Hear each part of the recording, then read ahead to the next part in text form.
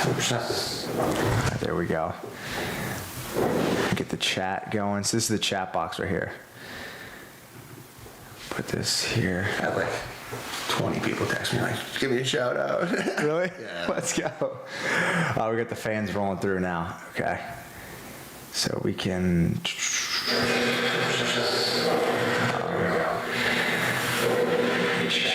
This is the chat box right here. Bang, turn that off. And then the interview will be right here. So I'm getting, you know, the guy, Nesty Betts? Yeah. Matt Nessler. So we're getting him on, which will be good. All right. Get this going.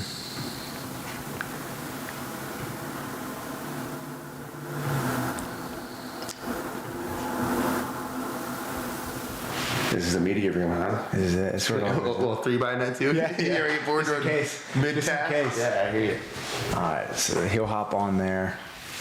I think we can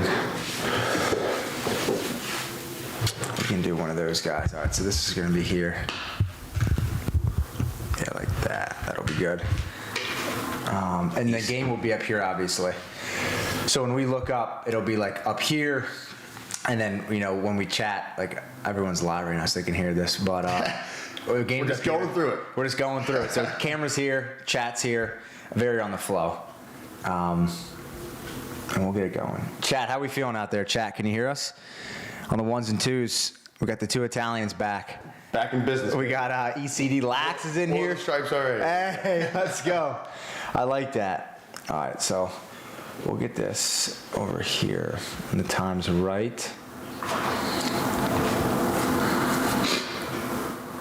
That. We'll go with this. Some high-tech stuff you got I know here. this is a whole different ballgame to YouTube.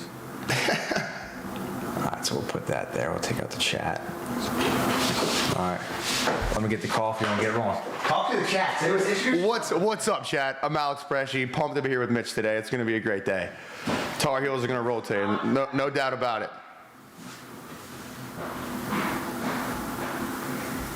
ECD Lacrosse. Roll downs roll, baby.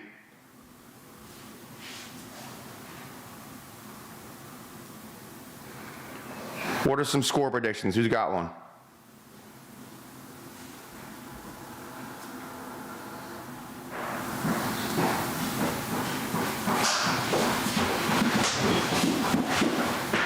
Can I come to your camps? Dude, anybody can come to Mitchell's camp. This guy gets everybody. Come on. Bresci's gonna be working the Maryland one, so get ready. That's the guy from LA Fitness. You go to LA Fitness, man, right in Towson. It's a good spot in there, man. Let's go. We got to get Mitchell over there. I know, literally. All right, so let's see. Oh, no, that's not him. Hold on, where we go? All right, here we are, folks. We got Alex Bresci, Mitch Pehlke. We're back on the scene. We got Pehlke Cast week 3 already in college lacrosse. It's kind of crazy. It's we're already here, but we'll be doing it live. We're doing this whole UNC game. We got Nesty Bets coming in here right around 5 minutes to give you guys your bets before you play. So you bet man at all? I'm not really a betting man, but today, if I was going to bet, I would hammer the Tar Heels. Hammer them, baby. Hammer them. I think it's going to be a close game. I think, you know, score prediction-wise, they already talked about it. We see a couple 13-12 UNC, 12-9 UNC. We see another one, 17-11 UNC. As a guy that went there, just graduated. That's right. What do you think the score prediction is going to be? I kind of like the score right here, 17-11 UNC. Yeah. I think the game is really going to rely on Brady Wambach at the X. Yes. If he can play, make it, take it, the Tar Heels can definitely run up a huge number today. Yeah, I like that. And yeah, I'm fired up, Mitch. I think it's going to be a great day. I think it's going to be a great day, too. And I think UNC, what jersey combo are they rocking? That's a great question. I'm excited to see it. I'm pumped about the new helmets. They look awesome. And I'm excited to see what my Uncle Joe brings out for game 1 today in Chapel Hill. 17-0 UNC, Mitch. How about that? I like that. 17-0. 17-0. Do you think a school like Michigan has a chance? Dude, they're a good team. Yeah, they are. And a week 1 game like this could be a playoff game. Yes. Week 1. So 100% they have a chance. And the Tar Heels are going to have to bring it today. The Tar Heels There's no doubt. We got Matt Nessler here, so we're gonna mute the chat real quick, and we're gonna bring Dr. Nesty on the scene. There he is, folks. Hold on, Nesty. Hold on, Am Nesty. Hold am I on. live here, Mitch? Don't give us the juice too quick. Can we see that mug? Yeah. Hold on. I'm in the. The kid's Am I in the here? Uber right now. He's out west. Oh, I think my we're good. God. You Look at see the me? mug. Yeah, baby. Got the fellas in the back. How we doing? Listen, baby, we landed in Denver, smooth flight. My buddy in the back, listen, he's giving us all the intel. He's got us on the speed on how we're going, what kind of plane we're flying on. You got to feel good when you're out here with people looking out for you like Hey, that. chat, So you just got to bring it. Clap it up for Nesty Betts. He's back in the building, folks. All right, Nesty. Yes, sir, baby. The time has come. We have 14 minutes until one of the biggest games of the year. We got UNC's very own Alex Bresci in the scene. What's up, Nasty? How we doing, brother? Yes, sir, brother. Nice to hear your voice. Cannot see you guys, unfortunately, but okay. Good to hear you. Good meeting you. And listen, you're gonna like this one then. First play of the day is UNC. Mine's 2.5. We're not worried at all. We're giving the points. I think it's just a little different, UNC playing against Michigan. Michigan, Big Ten lacrosse, UNC, ACC. I like the boys down in UNC. I like that offense. Young, coming. Pause, dudes, you prick. So I'm all. Who's the guy on UNC you're liking today to light it up? Yeah, I mean, I just think Owen Duffy is such a problem. He's next up after Spallina and Kirst and those guys once they get out here. That kid's special. And then I just love seeing Petra Malabal out there. Just an old school lacrosse name, household name. Finally seeing him on the scene is always fun. So just seeing the two young guys bang it out. I can't even talk without thinking about dudes. Getting clipped. That's a great take right there, Nesty. It's just, yeah, thank Nesty, you. so Thank you're you. giving 2 for the boys in blue. Yep. Is that all we got for today? That can't be. No. Come on, it's me, baby. It's Nesty. St. John's. Money line. Rough year for them last year. There's some Cabrini blood on the roster. Shout out Brady Ronner. That's my guy. So I'll be taking the Johnnies. I believe it's plus 125. A little bit of an underdog there. Oh, we got a super chat. AJ with the super chat. Let's go. I like that. All right, so we got St. John's. Why St. John's? Strictly because the Cabrini blood's on the roster, and I also do think that they found a little bit of a groove at the end of the year last year that they're going to carry on over. My inside source, Brady Ronner. America's team. Are we nervous about that? No. They were America's team last year. You don't get double years like NJIT. What would you call the Ohio State team? Ohio State team, there's a puddle of fucking dog shit. They are. It is a problem. Oh, man. Oh, my goodness. God. Listen, dude, I have issues, and the only thing keeping me from just tearing down that program is you and Hoagie. So you need to get in there, take your fucking camera equipment down there, get the boys right, dude. Yeah, don't be doing your 7-yard goalie challenges. Like, give them some from 15. Get the goalie's confidence right. Get them He's still mad. All right, so we got St. John's, we got UNC. What else? Come on, keep the picks going here. I mean, the boys got 12. Now we got 11 minutes to put these bad boys in. Listen, that Army line moved to 5. I like taking the 5 with UMass. Army UMass always like an early February battle. Just a gritty matchup. Yeah. Going down there, and I don't see it being a blowout. I think Army's the better team, obviously, but I don't think they run away with it. So I'm taking the 5. I was on them at 4. I doubled down at 5 this morning, so get on that. And then I got Sunday. I got 2 Sunday plays for you. They can get them in. Let's go. I got Villanova upset over Penn State. To be honest, that ain't happening. Oh. Listen, and this is strictly a heart bet. I feel in my heart. And you guessed it right. Yes, there's a Cabrini guy on Villanova. And he's not just any guy. His name is PJ motherfucking Hewitt. 2-time All-American, 2-time captain. I slept in 3 weeks as a grown 24-year-old. Gosh, do you like when 24, 25-year-olds are still playing college lacrosse? Are you talking to me? I'm talking to you and others. I love it. I couldn't love it more. Listen, if they have eligibility, there's plenty. This isn't an age thing; it's an eligibility thing. There's 32-year-old punters playing college football. And no one cares. It's the biggest sport in America. It's kind of crazy. It is kind of crazy. All right, so we like Villanova, and then what's our last go? Eagles money line, baby. It's Super Bowl weekend. I know we're on a lacrosse show, but listen, you can't talk. Are you picking the Eagles? I'm picking the Eagles, What are you picking? and that's just I got a Birds fan in the back here. I got a Birds fan in the back. We got all the Birds fans. Bresci's riding with Eagles. I'm gonna be that guy. I want to see the three-peat. I want to see Mahomes. I want to see his brother get back on TikTok. He kind of reminds me of you, Nesty. I want to see it going. Stop. Dude, you look like Patrick Mahomes. You are kind of right. Like you say, he reminds me of you. You look like you have the same hair. But yeah, that's my Sunday plays. I'm fired up. Oh, sorry, I forgot one bet today. Monmouth upset over Manhattan. Sorry, Hoagie. Yeah, they're up. Hoagie's They're up at the now. game too. Manhattan's up, or Wow. sorry, Monmouth's up right now. 10 minutes left, or 10 minutes into the first quarter, so we could see a little something. Let's go. For week 2, Keep an eye. this is keep an eye essentially week 3, I would say. on J.P. Schneider. You're going out. He's got the iPhone 4. You still there? I can hear you. You still there? Can you hear me? Yes. Yeah, can you hear me, Mitch? So we asked you last time, week 3 in the college lacrosse. Do we have a price point of what we're putting down on these bets yet? Can you tell the fans?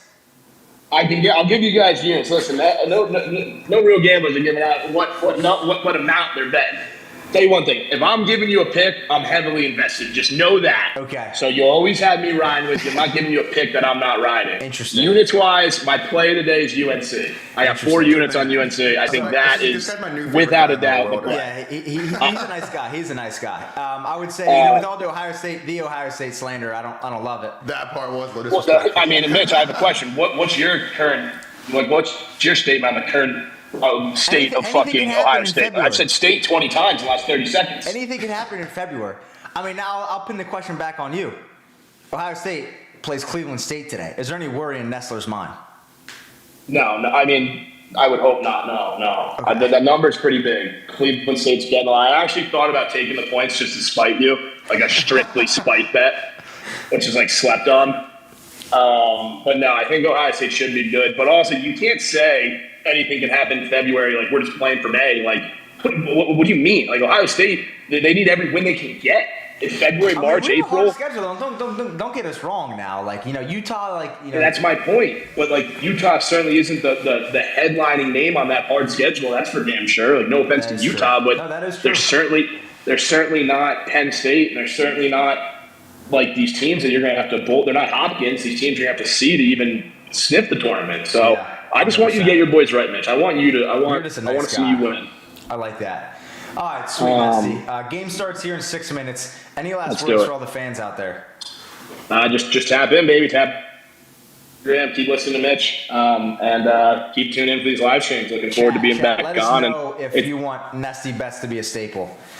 Look, I'm not a big Yes, gambler, yes. but I know there's a lot of gamblers in the lacrosse space. There's a lot of cats, Yeah. especially Yeah, in the city of Baltimore, throwing down some coin on some lacrosse. That's big time. Exactly. Yep. I'm Nestor40 on Twitter. Matt_Nestor40 on Instagram. Baby, tap in. Love you guys. Nesty's out in Denver right now. If you guys want to Venmo him, I think he's going to get a couple adult beverages this Yes, weekend, sir. just a couple. Yep, You back- got the back- hat on. Yeah. Yes, sir. I'm There about you to do a go, swan Nesty. dive. Swan dive into the dispensary, buy everything they have, and then we're about to have some fun. All right, Nesty, I'll talk to you later. What do you got me into? Have a good day, boys. See you guys. See you, brother. Thanks, Mitch. Yes, sir. All right, that's I love Nesty. that guy. Great guy. That guy's awesome. We call that an all-time guy. Well, we're getting to go in chat. How are we feeling? We gotta move this camera a little bit. Dude, why am I like lower than you, man? I gotta boost my camera. Is it, or is this thing? Nah, I'm just fucking. I'll come down. Yeah. Yeah, there we go. Now we're. There we go. The Equally game short. starts here in 5 minutes. How's that looking? Dude, we you look look good there. great, man. You We look look great. good there.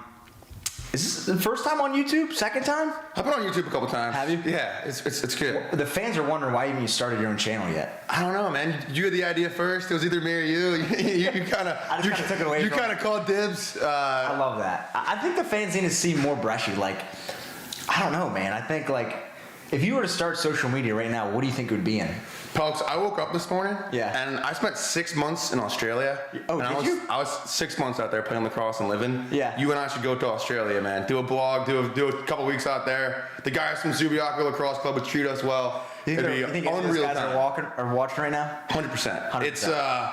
It's 11:55 p.m. Okay. out in Western Australia, and I guarantee you they're tuned in. Great bunch of dudes. How, obviously, we're in the state of Maryland, a lot of lax rats. 100%. How many lax rats are in Australia? Dude, the lacrosse community out there is all about lacrosse. Really? Okay. Oh yeah. They don't know who you are yet, but we're gonna. No, I'm just kidding. No, we need to work on it. I need to get out there. They love you. They love the PLL. They love all the D1 lacrosse teams, Yeah. man. It was cool as shit to see. That's Because awesome. going out there, I didn't know what it was gonna be like, and it was fun as hell, man. We would have an unreal time. Yeah, we got to get out there. Chat, if any of you guys are from Australia watching, let us know. I think that would be exciting. A couple minutes into game time, though. For this game as a whole, obviously coming off last year's season, what do you expect out of the Tar Heels this year? We need to win ACC games. That's the big one. And I know we're only in February, but you go into a season, you're like, we got to win a national championship. Yeah. That's what everybody wants. I think step one is winning big games. Yes. And it starts today. Great Big Ten team out of Michigan. Yep. But when it comes down to May, we got to find ways to beat Virginia, Yes. beat Notre Dame, beat Syracuse, beat these teams again. Yep. That when I was getting recruited, when I was a sophomore freshman, we were beating those teams. We got to get back to beating those teams, and I think we have the right team to do it. Yeah. We have the right coaching staff, and now it's just putting the keys together. Yeah, 100%. I think for you guys, like, do you think UNC lives up to the pressure, or they're better or not the pressure, but the headlines? I feel like, some years, this year it's always like, Notre Dame or like Hopkins, and I feel like UNC's getting back to that. Oh, they got Duffy, they got Petramala. Like, do you think they're a team that can rise up to the headlines? I think they totally can. Yeah. And obviously when you got a guy like Owen Duffy and Don Petramala and all these studs on our offensive end, you're gonna get the hype. Mm-hmm. But at the end of the day, it's gonna come down to our defense and come down to our wing play and come down to the face-offs. Yeah. And at the end of the day, man, we gotta get ground balls. Yeah. So if we can get ground balls, we ride That's what hard. they're missing Great out of you. game. Hey man, me and Connor Marr back in the day, man, a lot of ground balls. It was, I love that. Yeah, it was good stuff. So was that D-Midi 1, D-Midi 2? Is that it right there? It was a mixture of Parker Alexander, Cooper Frankenheimer, Ty English, Dominic Pryor. We had an unreal group of guys. Justin Anderson would play both ways. Throughout my time at Carolina, we had an unbelievable group, and not only that, we were coached by Kevin Understein. Yeah. Like one of the best D-Middies of all time. Yeah, so it was 100%. unreal group, and it was a ton of fun, man. Have you been back? I haven't been back yet. So I graduated, went straight to Australia, but maybe you and I got to get down to Chapel Hill. We should do Rip up something. Franklin Street a little We should bit. do something. I haven't been out there yet, which, I think the last time I was there was doing a video with Chris Gray, and he was talking to me about Franklin Street, and I'm like, Pehlke needs to be here for It's something you got to see. It's something you got to see. And I'm sure a lot of the people in the chat have Could you seen compare it. it to something else? Oh man, you ever been to like heaven or anything? No, I mean, honestly, like when I think of college sometimes, that's what I think about. It's just like you and your guys, like, especially being a part of a lacrosse team too, like you're so tight knit. Yeah. And even when I went down and did a video with Jamie Ortega. Right, yeah. Seeing that house, Big Blue or something. Right across the street from my house. Yeah. Yeah, Just I can't believe you didn't stop in. Is that, hold on one sec, chat. Was that where your house was? Yeah, across right across the street. So that street, Longview Street, we have like 5 houses just Really? on top of each other. Great scene, man. Damn, that's what it's all about. That is what it's all about. All right, well, this game's about 2 minutes started. Let's refresh this bad boy and see if it's up. Mitch, what are your thoughts today? Man, I think, let's get this going real quick. Wow. We're gonna have to go no sound. Copyright issues. I'm fired up. I think today it's going to be a toss-up. Look, I'll be honest. I think UNC has the power. They have the big names. But I don't know. Are they going to live up to it? Like, that's the thing you have to really think about here. I think Michigan has some dogs from the transfer portal. We got a couple guys from Princeton. And I think it's really going to be a matchup. That's why I picked this game for this weekend. I think UNC will pull it out, though. Like, I think, you kind of had the same situation last year with Spallina, having the big name, playing well, but playing not to the role that they needed to make the team win. But I think now this year, like, it's at that stage where they can do it. Yeah. And I think, young Petro's back, fully healthy, and it's going to be exciting to see. I think this is a year where UNC could potentially finish 1 or 2 in the ACC. That'd be huge. Yeah. That's what I said earlier. Yeah. We got to win big games. Yeah. Got to win ACC games. And as guys that played, like, and for all the viewers out there that aren't of age or didn't play in college yet, like, winning the in-conference games are huge. And, you hear a lot of commentators talk about RPI. That essentially means how good your schedule is, strength of schedule, and how many teams you've won. And I was talking with Chase Erlin, and he was saying the Hopkins schedule this year is, like, wicked crazy. Yeah. They played, like, Towson, Denver, and now they're playing Georgetown today. that stuff matters so much when it comes to rankings and obviously getting put in the tournament. But for you guys, like our sophomore year, you guys went to the Final Four. We did. Walk us through that season. Was that a really big year? Obviously for you guys, was that Chris's first year? That was Chris's second year. Second year. Second okay. year, yeah. Yeah. So the crazy thing about that was his second year, and we're coming off the COVID year. Mm-hmm. So as all the whole lacrosse world knows, the whole world knows, Yeah. you know, our freshman year, we got shut down. Yeah. So that whole fall was just kind of interesting. I'm sure it was similar at all programs. Yeah. And it was a weird fall. There wasn't a ton of practice. Yeah. And then going into the season, just something clicked. Yeah. And we just caught fire, man. And dude, if anybody's seen Chris Gray highlights or watched him play in college, man, that guy was electric. crazy. And we just had an awesome team. Yeah. Came together at the right time, and it was just a great group of guys. Yeah. I think what's the best part about like that COVID year, I mean, obviously there's nothing really good about that year, but obviously guys got it back and you took it. I didn't take it, but I think to be able to get back was really important. But I don't know, I think you've kind of seen the trajectory of college lacrosse. And look at the guys. So look at the broadcast. Big Mike and Nick.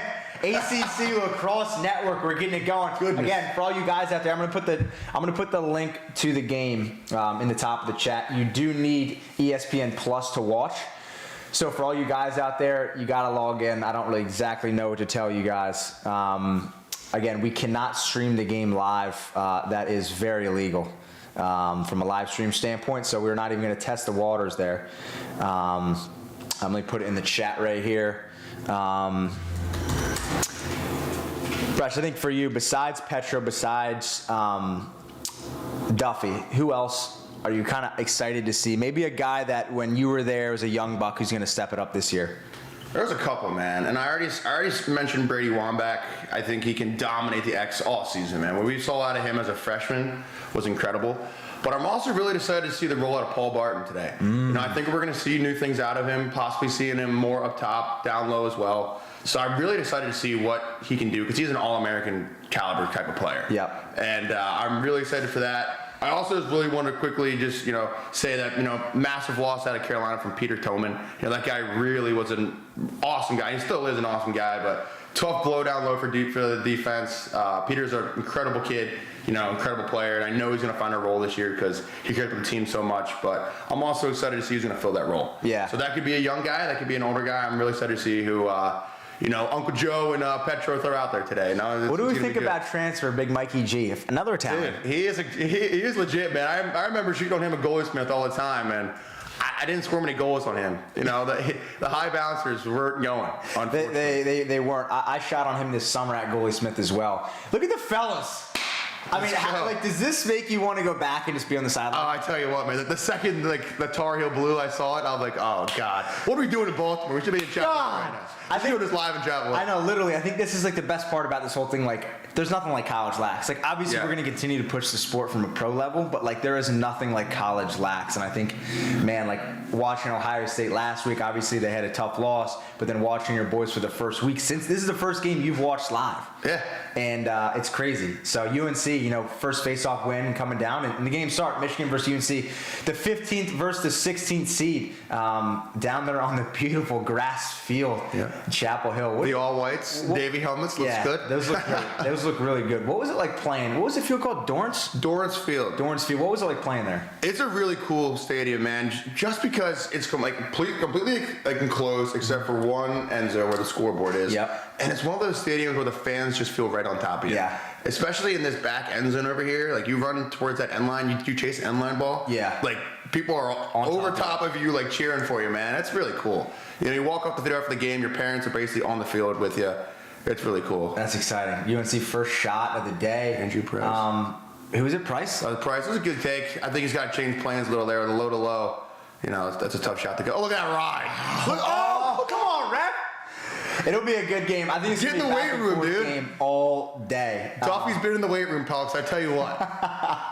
Everybody like looks at him and sees what great a lacrosse player is. You know why? Because he's in the weight room every single day. He's on the turf doing footwork. He's lifting. He probably lifts the most on our team, and the dude's a sophomore. He was lifting the most on our team as almost as a freshman. Him and Max Cooney. It's crazy to think he was at the Mitchell Pehlke Lacrosse Experience up in Long Island this past summer, and that's why he got so good. I'm sure you could tell, because he came to the first one too. So he came in as going into his senior year, and then he came to the camp going to his freshman year, then obviously this year, he looked a lot bigger. Yeah. He looked a lot bigger. And I think that's what you see. Like, he's obviously very compared close with a guy like McCabe Millen.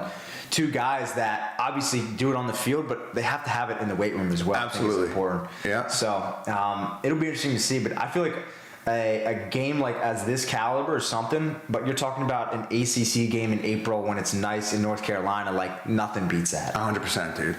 Nothing Any of beats that. those top schools, man, it is fun, dude. Playing at Duke, playing at UVA. Yeah. It's an incredible experience, as you know. What was your it's favorite cool. stadium to play in besides Dorrance? Oh, crossbar. Come on, Coop.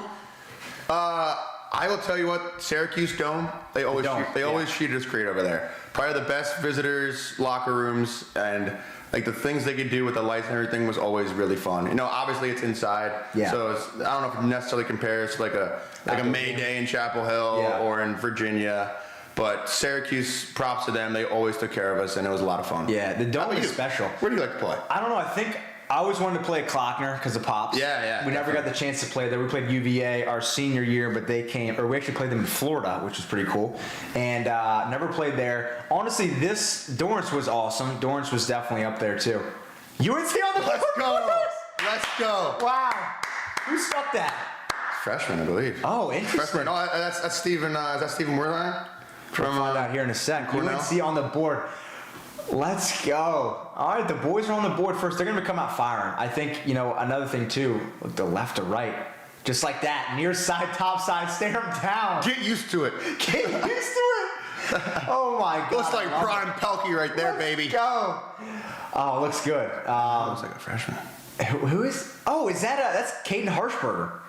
I think that's Caden Harshberger. You're 11. right. Yeah, Caden. Shout out to you. I filmed Should've brought a roster. I know, literally. But The numbers are throwing me off, man. I'm sure it's the same sort of thing when guys graduate. Look at Paul Barton, 24. He's wide open. Oh, I'll give it to him. Up top. That looks good, though. Come on, Jimmy. As far as stadiums, though, I would say Dorrance is definitely up there. Yeah. I would say, I don't know, another school that we loved playing was honestly like Michigan. Michigan had a good crowd every year. And also, too, like, wow, UNC's up too. Come on. Who had that, Duff? That was Duffy. Wow, folks, if you're not tuning in, please watch this game on ESPN Plus. I think it's like $12 a month. Like, just come on.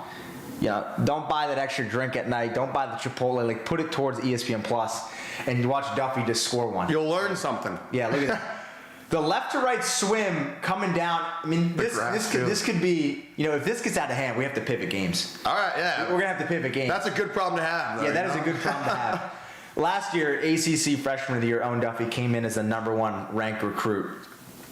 Come on, Brady. Did he come in, trying to big dog anyone? What was his mentality? Dude, he's a grinder. Yeah. He is, man. I said it before. He came in and he worked his ass off, and he's a great dude.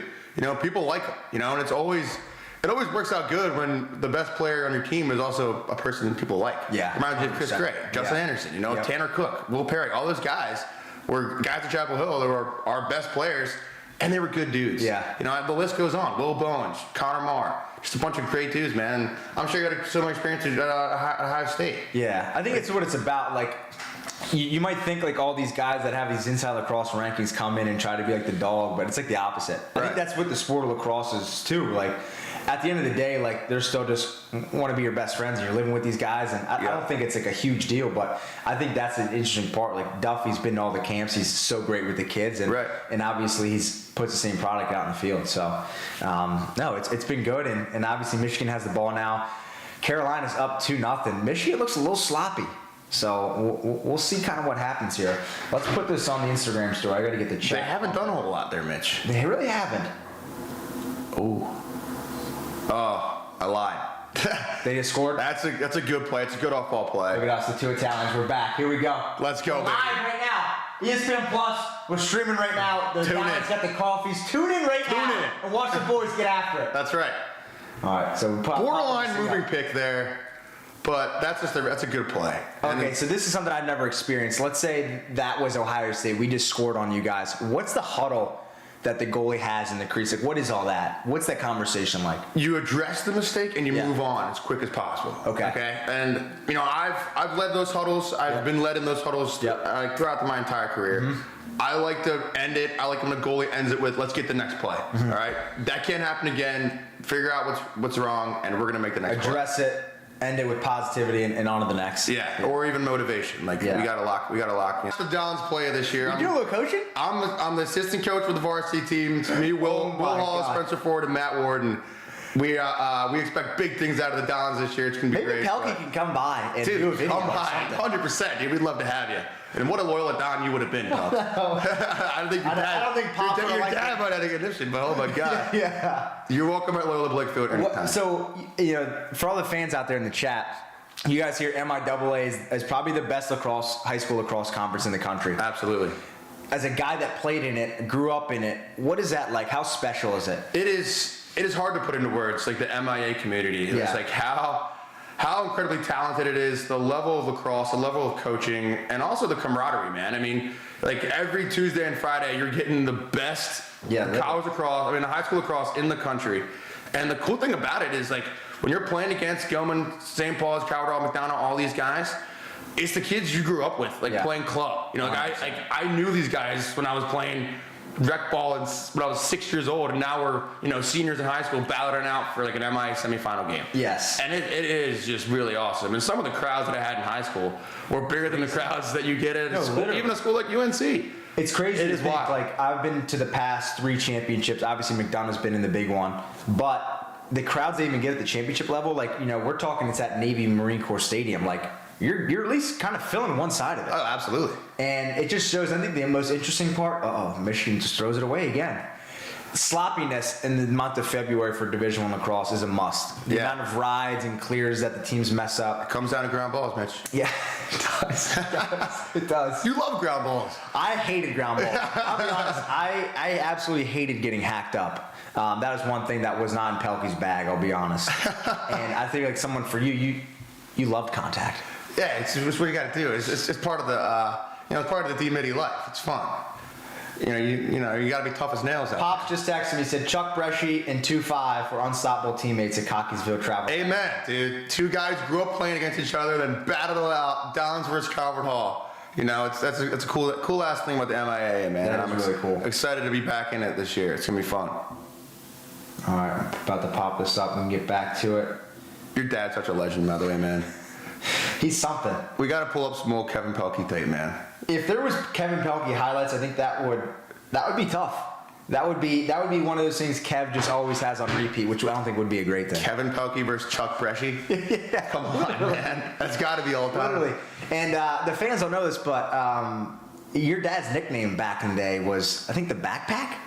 I'm not sure about that one, but I believe it, dude. The guy is still a big dude.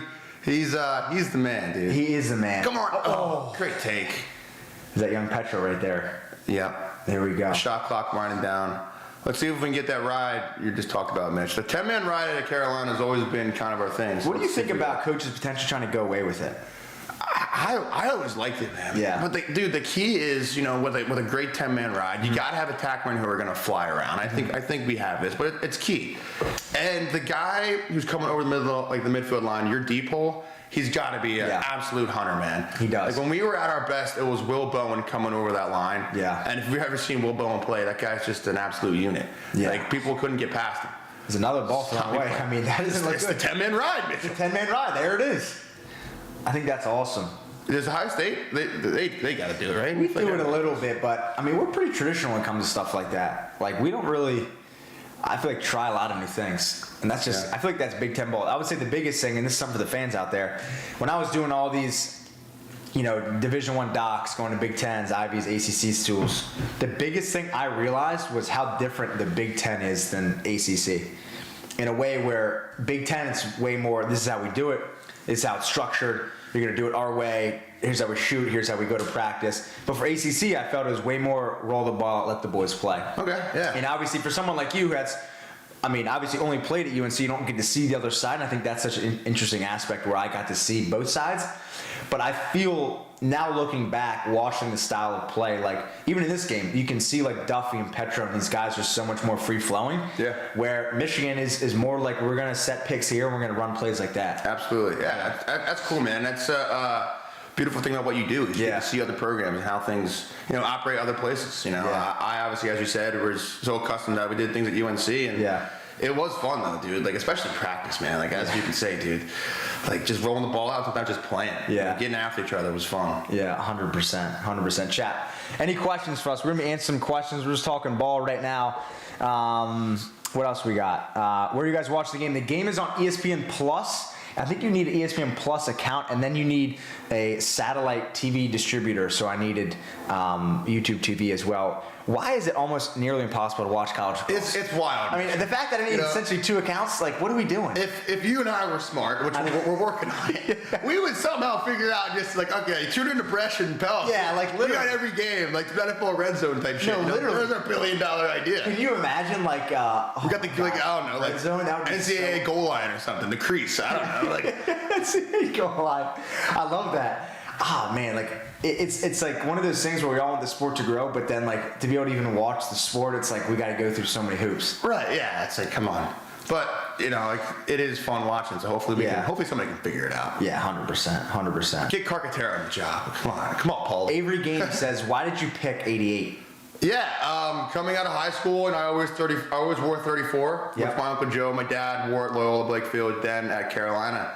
And, 34 wasn't available coming out of high school, so he gave me a short list of numbers, and 88 just popped off the map for me, like crazy eights. There's something when you wear the number 88 or a double number like that, you got to have a little bit of a screw loose. So I was like, you know what, I got a little bit of a screw loose, so I'll wear number 88. And it was fun, and it was... it worked out great for me. It was a cool number. I think it was one for people to kind of remember. Come on, do it. Oh, good save. No, I think that's the interesting part. Bresh, obviously, our dads are great friends. We grew up with each other. I didn't grow up with Bresh, but we played FCA ball together, so kind of. But at the same time, we followed each other on Instagram, obviously. And I remember seeing the first 88 pick. I'm like, that fits him. That fits him. You gotta know Bresh. 2.5 looks good on you too, man. Because that was Pops' number. That was Kev's number. Yeah, so I kind of had to. One more. Oh, here we go. Jam and Dewey. One-hander? God, it's just the unit too, though, dude. Another big dude. Big dog. We got a question in the chat. Thoughts on Caden Johnson? Thoughts on Caden Johnson. So did you play, how many years do you have? 2 years. 2 years. So you had 2, I had 2 years, and that's interesting. Caden Johnson played at UNC, then transferred to Ohio State. Bobby Johnson was one of the most unique cats. He is, dude. He was an absolute presence both on the field and off. Yes. And I love him. On and off. 100%. I'm really proud of him. I think, there you go. UNC's up 3-1, just like that. Put it on Cade, man. But yeah, I think Bob is doing great. He's a good dude. Yeah. And I know he's really into fitness and everything now. And he looks good. He looks good. He was out with Soliday and a couple of those boys in Miami lifting big. Soliday, another crazy cat. You know Soliday much? Oh my goodness. Yes. That guy brings it. And you meet a lot of these guys at Wheelbarrow. Did you ever attend Wheelbarrow? I did. It was fun. It was stumbled on my way home back a little bit, but it was fun. Yeah, 100%. You got to think about the sport, Division I. How many other Division I sports are doing something like that? There can't be any. There can't be any. Yeah. Which I mean, like, it's for a really good cause. Yes. And you go to Virginia for a weekend and you see a lot of your hometown buddies and everything. Yeah. And it's something that separates the lacrosse world from a lot of the sports. Yeah. And like every time I went, like there was no beef. There was no fights. It was just, hey man, we're all going to be here together for a weekend supporting a good cause and having some fun. Yeah. And that's a cool thing. Yeah, 100%. I don't think you get that with a football team or a basketball team or something like that. No way. And I think that's the cool part. You're there for obviously a great cause. Obviously, rest in peace, Wheelbarrow. And obviously the UVA kids put it on themselves. Yeah. So they run a whole flag football team. Guys like us that come, we donate, raises money. But at the same time, like you got UNC, you got Ohio State, you have Cornell, all these schools. Oh, what a save, Mikey G. That's a hard-nosed save right there. That's right off the chest or something. But you're coming there, you're playing flag football, you're raising money, but you're hanging out with guys, again, you went to high school with, you don't get to see a lot. Absolutely. And I think it's just cool the amount of guys that are there. So everything's all exciting, but 88, I love that. It fits you. It really does. It was fun, man. I missed it a little bit. Yeah. I gotta, This is Avery Games coming. Avery Games, shout out to you. You're a legend. Another question. Tourtown Award this year. I gotta wrap my boy Duffy over here, man. I tell you what. You know who's not gonna win it? I saw he was on the Tourtown Award finalist list. My man Carden stole it. Just because a couple weeks ago, talk about that. Carden was, bad mouthing me on your channel. Was bummed out. The question was like, who's a guy in college just isn't a good guy? And Carden just goes, "Oh, Alex Perez, you're at the bat." It's like, all right, Carden. Carden, I know you're gonna be watching this back.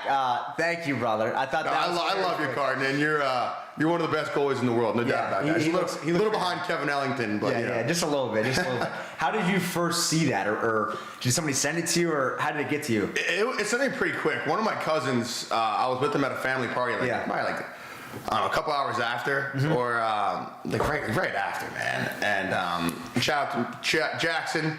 Yeah. He showed me it. It was like, hey, Carden Stoller was bad mouthing on Pehlke's thing. I'm like, what are you talking about? I saw Carden the day before that. We're friends. We work together. Yeah. And I saw him the next day. I'm like, Carden, what's up, man? We got a problem. And we were laughing because we're friends. But he's a good dude. Yeah, that was a cool thing, man. That was a good event. He's great. I think a guy like that, he's awesome. And the video was guess the mystery Division I lacrosse player. Or it was guess the mystery pro lacrosse player. And Carden Stoller, for you guys out there who don't know him, he's 6'3". Big dude. And he tries to come in and play a Tucci role at Fogo. And he said Fogo, and everyone was like, you're not a Fogo. And that was really the end of the video. So I think that's interesting. Pehlke, you're not Italian, dude. Give it up. John Plankton. Easy, buddy. You watch your mouth, all right? What's your first lax memory from Mining Dude? Oh, what's Mining your first Dude. Lax memory? The one oh, wow. Here we go. Oh, Jimmy! my God. You got to finish in front there. 100%, What would you say, Coach? If that happened at Don's Field, what are you saying? Well, especially for Jimmy. Jimmy, you're 6'4", 220, bud. He's not going to knock you over. That's just textbook. You got to finish the back. You got to finish in front. The story I say, my first lax memory is the reason why I started playing lacrosse in the first place, really, is I was watching my dad play. I was probably about 4 or 5. He was playing down at Ocean City, Maryland. Yep. There you go, Dewey. Absolute horse. Wow. UNC up 4-1. The boys look good? I think Nesty might have been onto something earlier today. Yeah. What was his line again? Do you remember? He was just all about the Tar Heels and really not about the Buckeyes. Was my big takeaway. It's just very He was not so good about the Buckeyes. Yeah, which is tough. Yeah, but anyways, I saw my dad play in the OC Classic, and I'm sure a lot of the chat knows. If you don't know, the OC Classic is an awesome time. Huge. Anyways, I'm 4 or 5 watching him play, and he just levels this dude. Really? I mean, the cleats. Your dad at this age was it was 35 or something? It was like the dude was running across the field or something. It was a ground ball, and I'm talking about my dad was still in good shape. Yeah. And just crushed this dude. And a 35-year-old Dr. Bresci. I'm going nuts, oh God, that was sweet. Come on, get it. Oh, good save. And anyways, after the game, I'm a little fun with my dad. Dad, can I ever hit somebody that hard? And he's like, not if you keep playing t-ball. Really? So, yeah. Started playing lacrosse, and it worked out. And I love that. It's just a credit to how awesome my dad and my whole family. God, here Mama we go. Brett, Graziella, everybody. Oh, here we go. Behind the back. Get it! Oh my God. UNC looked really good. Michigan's goal tried to clear it. It was game over. Behind the back in the net. I mean, look at this. This is worst nightmare for That's the 10-man. Brett Koopman, sophomore, making plays. Jimmy Madden. Behind the back, who scores that? That's Duffy. Duff. Oh, there we go. BTB. Unselfish play by Jimmy Madden right there, too. That's what it's all about. Dude, Tar Heels look great. Right? They do look great. They really I'm not trying to get over my skis here, but the fellas look really good. Absolutely, man. I think first memory on my end was, I think just when you grew up with a dad that played Division I, it's kind of all you know. And for me, I don't have an exact memory. That's a story of a lifetime. I wish I had something like that. A memory close to that is my dad played in Placid around the same age and tore his Achilles. So. Not great. I'm sure he shook it off. But I don't know. I think when you grow up, obviously growing up in Northern Virginia, you're in Baltimore, more of a hotbed, but Nova's right there. Yeah. And I think you just grow up around these guys like Danny Moltz and some of these guys that are your best friends, but also love Danny. Moltzy's a legend. And for me, it's just I was around the sport, so there wasn't a huge memory. Yeah. What else we got? Favorite club ball memory? Oh man, I would say got something together, dude. I would say A Vail trip? yeah. I was gonna say the Green Turtle. Oh God, Vail, So Colorado. for Vail, Colorado, out there, the Vail tournament. Get in there. Vail tournament in the sport of lacrosse is one of those tournaments like Placid, like OC. You know, it's a vacation in lacrosse, but it's more about having fun and playing. Absolutely. It's not as serious as some of these other crab feast in Naptown. And before we went into college for us, shout out Coach Pehlke. Oh, Throw it away there. Andy Hillgard. Yeah, Andy Hillgard of the Ledge put together a team, the Green Turtle team, and we essentially had like all the guys from Baltimore that played on the FCA team out, and we played, and it was great. I don't even remember if we won the whole thing or not. It was just awesome. Like guys like us. I mean, who else was Godine there? Stu. Godine. I mean, Mason Andrews. Forward, Hilge. Yeah. We had such a good team, man. It was fun. It's crazy to think about the amount of talent on that team now. Yeah. Like, oh yeah. Stu. We even like growing up playing FCA together, man. 100%. I mean, look at Jack Kors, Daniel Kelly, and all these guys, dude. It's nuts to think about. Our guy Jake Snyder. Snides. Love Snides, dude. Snides. Oh, this great could play get life. fast. Bummer. We got the flag on the field. So I would say travel ball that. And I think too, like travel ball is so different now. Like, Yeah. I know you're Oh, it's coaching so- high school it's now. so and wild, it's such a man. big pressure. Like if you were the commissioner of travel lacrosse, let's say, what's one rule you would put into effect? Play other sports, man. Yes. Play other sports. You know, lacrosse became such a year-round thing where kids just think they just have to play lacrosse 24/7, which is not the case. Like, go play football, go play soccer, go do other things, play ice hockey. Yeah. You know, like when you're young and you have the ability and the athletic talent to go play other sports, go do it. Yeah. Like, if you want to go play college lacrosse, that's awesome. Especially at D1 places like Michigan, Ohio State, Carolina. That's all you're gonna be doing. Like you can't go pick up a soccer ball or football and go play again. You can do like a little rec league or whatever, but you know you can't go play in a competitive league ever again. So do that in high school, do that in middle school. That would kind of be my one thing, and that's something we encourage our guys at Loyola to do as well. Yeah. What would be your rule there, Commissioner Pehlke? I would say like I like the other sports school, and I think the other thing too, like Bresci at UNC, he would probably say, I want you guys to play other sports. Yeah. In high school too. So I like that. I think the biggest thing is if you're an Owen Duffy, is that in the crease? What are we gonna call it? Oh, he's pointing down. Oh, come on, I thought he man. was pointing down too. All right, Michigan's on the board here. Or sorry, 2. What is it? 5-2? 4 or 5-2. 4 or 5-2. We're getting a close game here. That's a sneaky play, man. That's like a Canadian type play right there. Who's your favorite Canadian, Pelks? Probably Trey Leclerc. Yeah. Trey Leclerc. What was he like? I always say, I mean, you play with a couple Canadians. Oh, 100%. I always say they play great lacrosse, they don't talk, and they party. They do. They party. They and do. that's the 3 tiers I would kind of give them. Because they're all the same. They They are will all fight the same. anybody because they all have the box background. They love... Oh, Brescia with the challenge call. I like this. He's got it. All right. Look at the challenge I call. sort of forgot about that. Yeah, it's a new rule. All right, so... You know, Belichick gave him that red flag, too. He gave him his personal one. All right, so they're challenging the call here for all the fans out there that aren't on the stream. So I don't even know what the call would be. Is it? I guess he's going to say in the crease. Or is it the goalie mouth? He landed in the goalie mouth. With Is his that it? stick? With his stick, yeah. That could be the call. So that'll be interesting. So fun fact, we just had Don Petro on the screen right there. He texted me last night. Oh, yeah? You know what he said? What'd he say? He said, I want you to give it to Alex Bresci. Don't take a light on him. I mean, Why do these guys have it out for you? You're just a nice guy. I tell you what, I don't know. And Dom should know that I've known you way longer than I've known him. I still love him. But for God's sakes, you never know. Maybe we just team up on him. I know, literally. All right, so I think the call here is curious. So I think guess, what are you thinking here? I guess it's because his stick landed in the goalie mouth. Yeah. I'm not really sure exactly what they're ruling. Feet on were that. not in the crease, so that's definitely not the play. No, I don't know. It'll be interesting to see here. Did you guys play 91 Crush? So we were older. older. We were 1 year older. We were 19s out of high school. You know, Spallina and or not Spallina, but O'Neill and McAdoo were all 20s. For us, who was the 2019 91 squad? Was that like Christian Moulet? Yeah, they were always good. I mean, those teams, man, like especially like Madlax, like Yeah. Schellenberger, those guys. Yeah. And It was fun. Yeah. I mean, dude, I felt like we played Mad Lax at every tournament. Yeah. Like in the semifinals. Yeah. It was Madlax, you know, Krabs was good, Hawks. The Long Island teams were also just very good. Like Triple H, man, we had a good squad. Like it was fun playing club ball. You know what's sad was nowadays? cool. there's no more like blue chip club programs. Yeah. Like the FCA's, the Crabs, and Mad There's Lax, just so many. they're still there. There's so but like nowadays, like there's so many teams that like there's a team Supreme. There's a team like there's so many of these different teams out there that it's like you kind of just like you don't even have the blue chips anymore, which is tough. All right, so the goal counted. Michigan's Time on for the us to board. make one, Mitch. I know, literally. If you could make a travel team, what would you call it? Oh man. I don't know, Team Pehlke. I think we have to go like Get a bunch of your stickers. maybe. All right, so this is 20 seconds left. UNC's got the ball, folks. Just to have the stones to do that. I know, literally. Like it just shows. Pace Billings. Pace is a good man. Yeah, he's a good dude. All right, here we go. 10 seconds left. 9, 8, 7, 6. 5. Jam it in there. Oh my God. Good effort. Good effort. You got to finish that.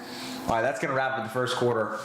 As alumni, this is your first season in what, 25 years you're not playing the sport of lacrosse. It's pretty wild. How crazy is that? It is kind of crazy, and I'm doing the closest thing to it. You know, Yeah, coaching high school lacrosse is the closest thing to playing. You know, you can no longer do it. So, Yeah. You Is know, this something in the it's interesting future we're going to see? You What? coaching? Long-time player now. I hope so. Yeah. You know, I'm back home to Loyola. Yep. You know, third generation, you know, Bresci family. It's huge over Loyola. It's been so much fun being back. So hopefully I can be there for a long time. Yeah. And we'll have to have you over there. I know, I got to get there. You know what, fun fact, I don't think I've filmed them yet. All right. We're due. The Dons are due. The Dons are due. What about the squad this year? Can you give the fans a little insight about the Dons? We have a gritty team. Yeah. You know, we're one of those teams where we might not necessarily have the guys who are going to pop out and inside lacrosse as top 10. Yeah. But we have the group of guys who are going to come together and win games when it matters for each other. Yeah. You know, getting ground balls, riding hard. Yeah. You know, winning end line balls, that type of shit. Like that's what the Dons have always been about, and that's what we've been encouraging at them so far. So we got tryouts next week. Fired up, man. MIA is going to be good this year.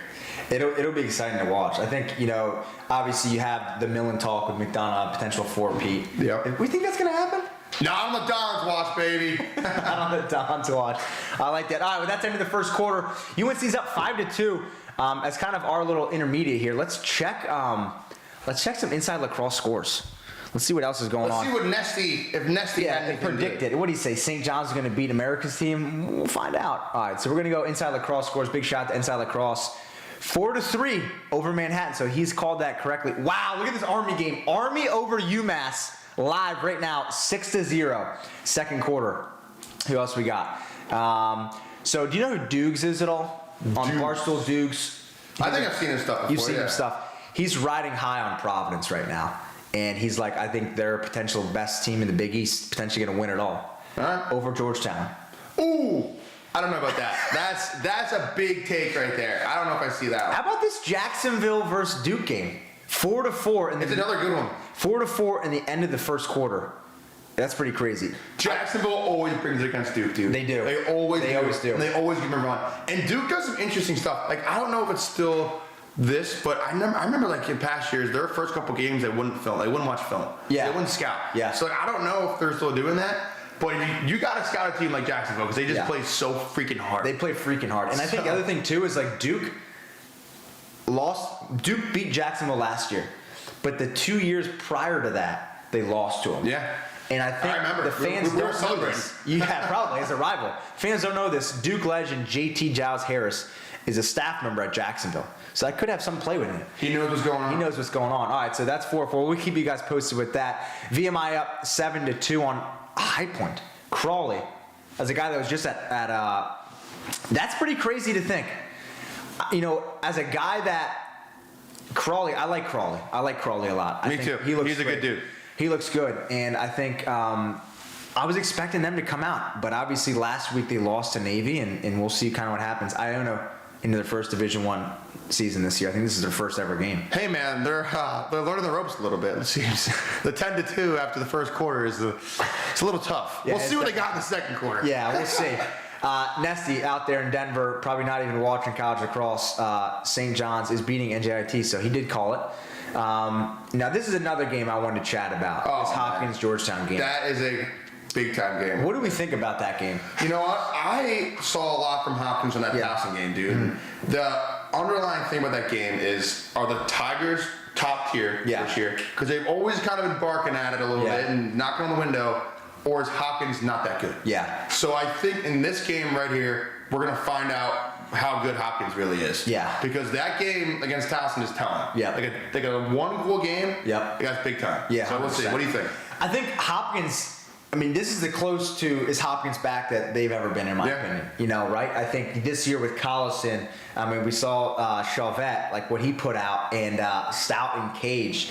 Also, side note, how about Stout from Loyola to Hopkins? Like, as a guy that lives in Baltimore, like they're going to the same bars. Is that awkward for Stout at all? I wonder that too sometimes. I think they both kind of got like their own sort of places down in wherever we are in Fed Hill or down in Fells Point or something. But I'm sure they have some rules. Yeah, 100%. Number one team about to go to. Sometimes those rules might. Hey, as a guy that 10 minutes down the road, you had Duke. Yeah. Did you guys ever go to Shooters or go to Durham? We never went to Durham because Chapel Hill was too much fun. There was no reason for us to go to Durham.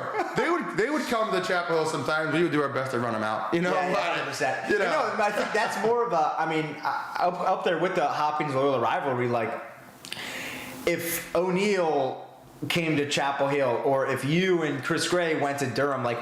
What are those conversations like? Is it like, well, that's fine, or is it like you guys cannot be here? There was definitely a couple times where it was not so fine. Really? Like when in Chapel Hill, and be honest, but you try to work it out as best you can because nobody wants like anything to get physical, obviously everything. But like Chapel Hill is our town. Like that is our place. Like the Chapel Hill town rotates around the university, so like 100%.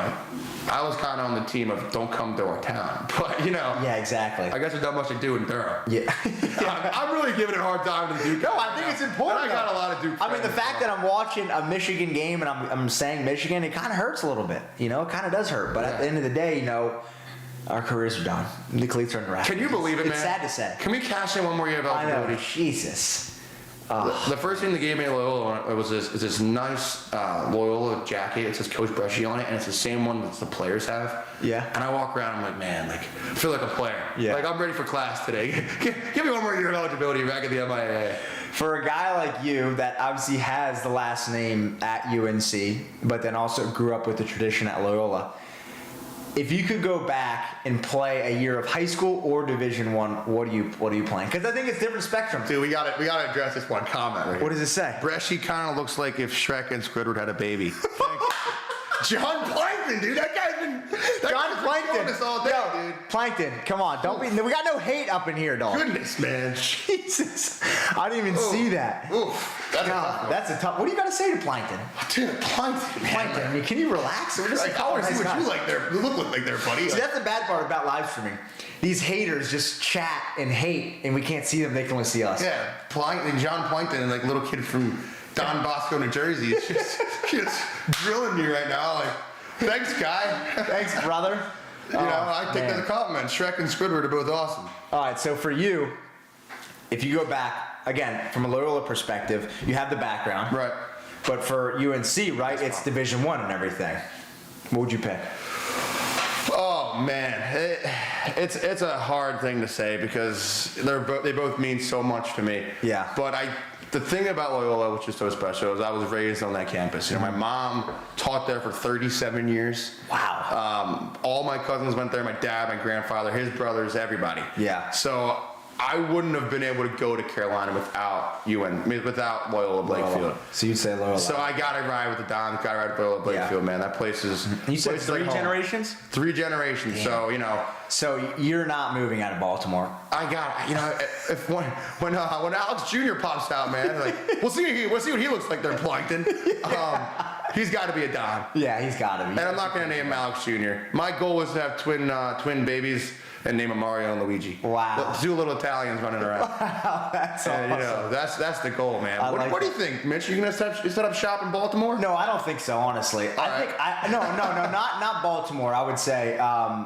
I see myself, not Northern Virginia. I could see myself in Baltimore. 100. Wow, throwing a lot of. 2 hands, Timon. Ooh, did he get that? Great. That was That's a big great hit. ground ball. I like that.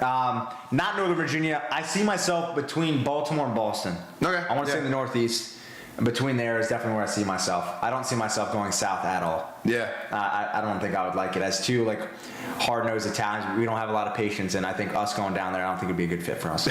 Yeah, like North Carolina was just, like the southernmost I could really get. Yeah. Although my sister goes to school at a place called Rollins in Winter Park, Florida. Yeah. Unbelievable, man. Do you like Great it? spot. Oh yeah, my parents are down there right now visiting her. Good luck to Graziella today. I know the Tars. They're the Tars. The Rollins Tars. Oh, really? Yeah. Who they they playing today? I think they got Tampa today. They just won the D2 national championship last year. Yeah, well, watch out for the Tars. Yeah. So she's down there, and it's really great. So I think there's good lacrosse for people all over the place, but yeah, man, I think wherever you go, you're gonna find success and hopefully find a Mrs. Pehlke. We'll see. Yeah, 100%. 100%. I know, 100%. I think for this guy, what do you think about Ohio not being ranked? I mean, it is what it is. They lost to Utah last week. Like, it comes with territory, right? I think, the biggest thing I realized playing, and I think you can attest to this too, is like rankings are important, but like the media means nothing. No, 100%. It means nothing. It's just storylines. Like for me, creating videos, it's just creating storylines for you guys to watch. But for the team internally, like the amount of times Myers at Ohio State said like, don't look at the media, it doesn't mean anything. Like right. At the end of the day, I remember when we made the tournament my junior year, we were the last pick in. And everyone counted us out because like we didn't deserve it, but at the same time like our RPI was so good that we got in the tournament. So it's just little things like that I think is so important. Yeah, I totally agree, man. And you got a guy like Travis Crane there, you never know what's gonna happen. I love T. Crane. T. Crane's a legend. I think this is year 11 for him. Yeah, which is crazy to think. I was our club coach growing up too, man. How crazy is that? I see a question: would you ever send your kids to Duke, Bresci? I'm not a father. I'm not yet. Maybe one day. Yeah. I hope one day. But like Duke's a great school. Yeah. So if my kid is all about going to Duke, what kind of father would I be if I'm like, you can't go to Duke? This is why. It's like I love Carolina. I hate Duke. But it's like I'm not gonna not let my kid go to Duke if he's like dead set on Duke and he's smart enough and talented enough. So 100%. I don't know. I think that's a tough. I think that's the best. Like would you root for Michigan or yeah? No, I mean it's like I'm not gonna say you don't want your kid to go. Like you wouldn't want your kid to go to Duke, right? But at the same time, like you're gonna be like, hey, like you earn the right to get these offers from these schools. You gotta let them pick. Yeah, I totally agree. So I don't know. I think at the end of the day, it's up to the kids. So it's been interesting. But I think for you now being out off the field, what do you miss the most? Like the fellas. The fellas, yeah. The fellas, 100%. I'm sure it's the same for you, dude. Yeah. Like, just missing. I just miss the like boys, the locker room busting chops. Oh yeah. 100%. And like the weekends, like the grinding for 6 days in the week and then being able to spend some time together and stuff. It's really special, dude. I'm sure you miss Snides and all those boys too. I think it's something like that's the hardest part about now is like you just don't get it anymore. Yeah. Where you grew up in high school and in college with these guys and now it's just done. Not just over. It's a crazy feeling. All right, UNC's got the ball. UNC's up 5-3. We got 10 minutes left in the second. A little bit stale in the second quarter. Ooh, as soon as I say that, Duffy. I mean, come Big on. time. He looks good. Is that 3 for him already? Dude, he's having a hell of a day. Yeah, he's having a hell of a really season. good. I see in the chat, Ryan O'Leary, my best friend, man. I love that dude.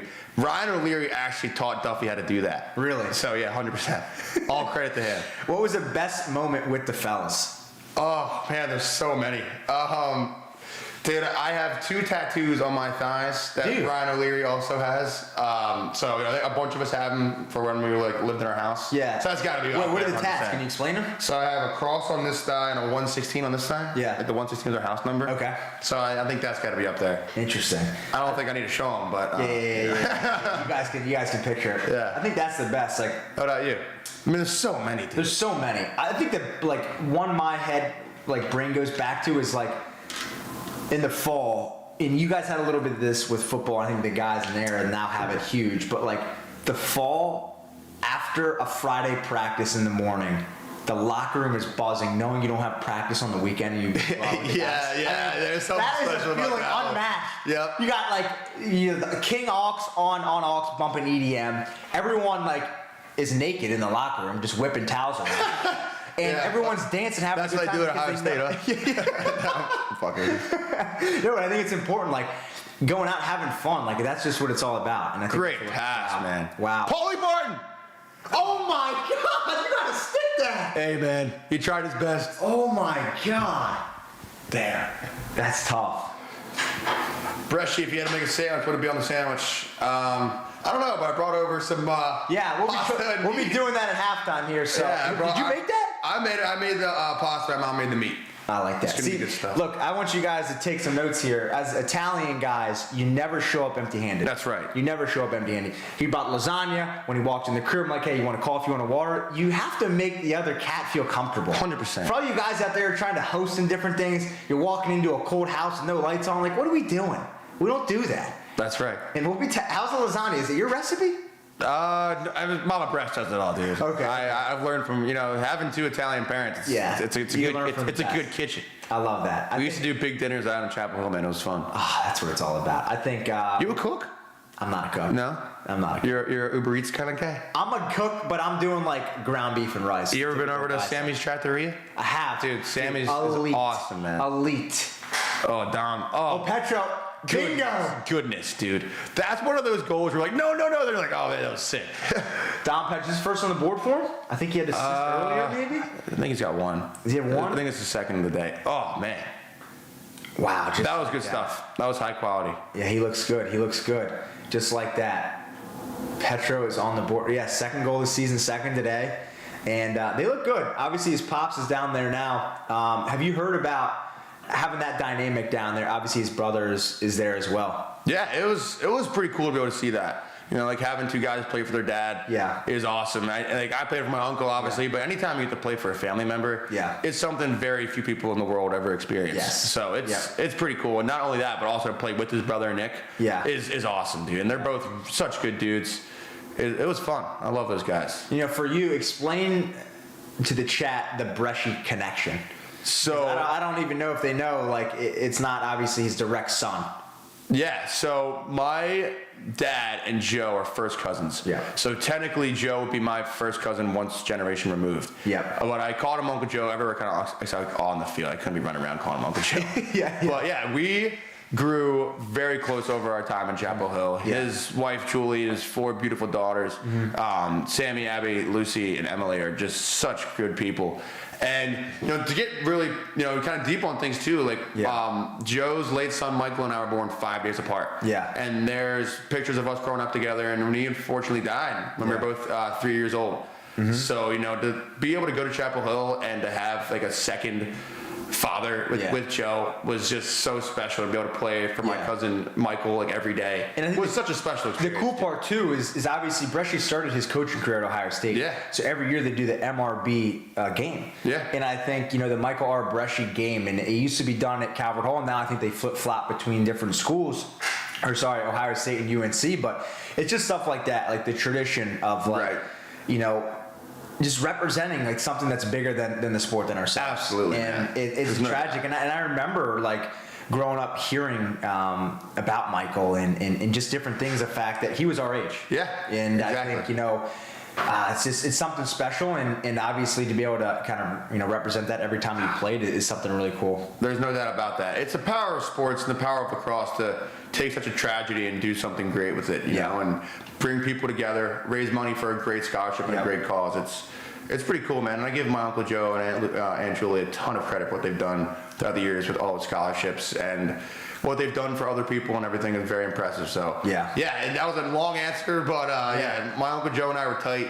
He got me through a lot of stuff when my grandfather passed away when I was in Carolina and stuff. So he's like a second dad, and I miss him, man. I gotta go down there and visit the crew soon. Yeah, you gotta come with me, dude. I know, I gotta get there. Franklin Street. Franklin Street. What What are your top 3 establishments? Oh man. Pantana Bob's has got to be number 1. That's a great spot to go out and have some fun. Okay. What is that? Is that like a club? Is that outdoor seat? It's a southern style bar, dude. Okay. And it is really fun. Great patio. A lot of great people over there. Lucha Tigre. It's gonna be come on. Lucha Tigre as a local Asian fusion spot. Qua would hook us up big time. Okay. All the Shout out time, Big dude. Qua. He was so awesome. And this isn't a restaurant, but our team mom, her name is Sally Mack. She runs like a I don't know how to describe it, like a boutique type store in Chapel Hill and everything. And she took care of us all the time. And she was great. So not really a restaurant, but just a beautiful person who helped us out through a lot. So shout out to all those guys. They're awesome. But dude, there's so many good spots down there.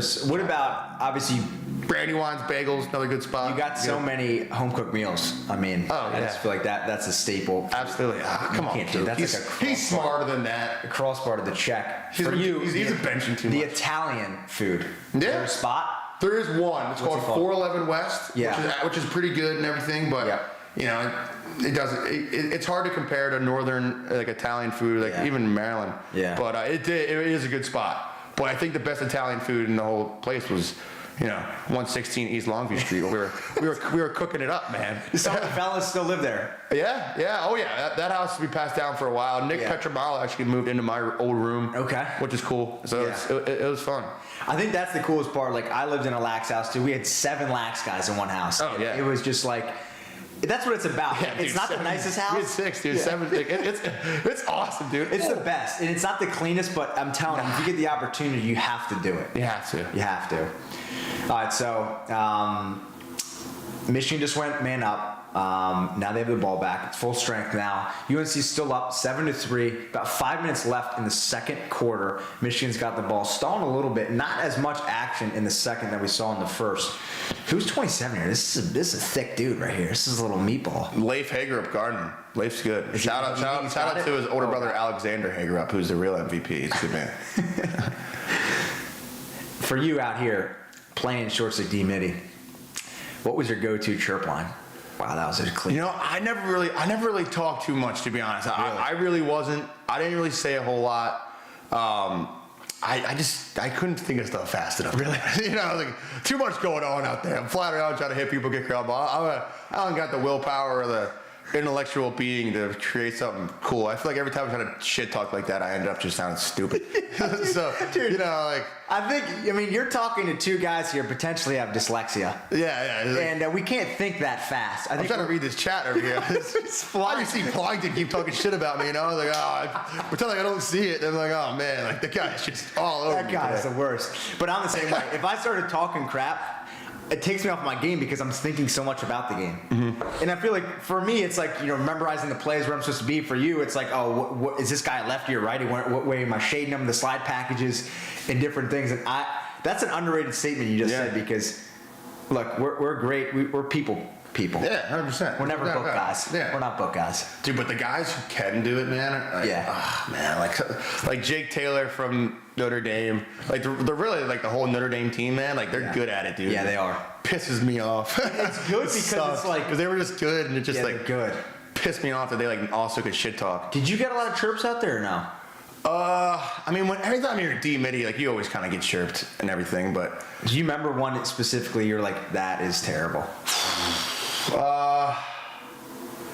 I think my junior year, I slashed Matt Calvin like right in the groin area, and he called me ugly. I was like, just ugly? Yeah, I don't know, like.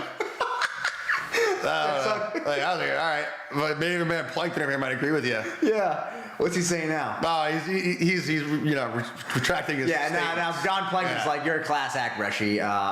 All old friends. Thanks, man. But no, I mean, it's just one of those things where you get shit talked. You kind of just gotta keep playing, man. I never really let that bother me. How about you? I mean, I got it way worse just with you. Oh, yeah, I guess that. I mean, the worst one, I'll be honest, the Ivy Leagues tripped the worst. I don't know if you played a lot of them. Yeah. Cornell was by far the worst. Jacksonville, too, man. They were chirping. We were just talking about him earlier. Patrick Mahomes' brother. What's his name? Do you know? Jackson, right? Yeah, Jackson Mahomes. Jackson Mahomes. So we were playing Cornell, and we're coming out of the tunnel, and the whole Cornell team is like, where's Jackson Mahomes? Talking to me like I'm like this guy like doing video stuff like I look and act like Jackson Mahomes. That was like one of the most creative ones I've ever heard. Like they're calling me Jackson Mahomes, like get your TikTok out, like start dancing and stuff. And I'm like, damn, like don't love that, but it is what it is. So I would get the occasional like nephew chirp or whatever, but I mean I wear that on my sleeve, man. Like I am his nephew. Like I freaking love that guy. So I don't care if 100%. If that's what you're gonna make fun of me about. Come on, Reedy. That's my guy right there. There it is. Oh my! Is that a no looker? That was borderline no looker. Petra with the no looker. Snake eye. The crowd loves it. Oh, the Michelob Ultras are flowing on Dorrance Field. Nice my shot, God, dude. good shot. He's just got to put it on cage, man. Wow, he looks good. Avery Gaming over here says Ohio State up 7-1. Wow. We'll check scores at halftime. How about that, Nesty? Yeah, Nesty out. Yeah, turn back a little. Seriously, Jesus, for the fellas. Man, this makes me miss it a lot, watching stuff like this. And I think it's cool, like a guy like Petro, like coming from MIAA and obviously putting up big numbers. So representing it is true. So we'll see. But UNC looks good right now. Did we miss the penalty? What was the penalty? Did you see it? They must be non-releasable. Yeah, I guess so. I think we did miss it. UNC looks good though. They do, man. I'm coming in with a lot of hype though. I think the pressure was on, the headlines were there, and when they're living up to it right now. But I think the biggest thing is like this doesn't define like UNC or Michigan in this game. Like again, nothing is answered in February lacrosse. It's one thing I definitely. Reading. Oh my God! That's around the world. So at 37, that's the guy right there, Mitch. He's a good man. What's his name? There's Matt Reedy out of that was New Jersey. That's gonna be another one, right? Yeah. Back on the power play, baby. There we go. Do they still call it man up, or is it player up, or what do we say these days? You know. I know it's got power play. We hope it's still man up. Look at those cleats he's rocking. Custom Jordan 1 lows. Where are you, dude? I don't know, man. Like I leave Chapel Hill, Belichick comes in, all this cool shit. You know, it's like, come on, man.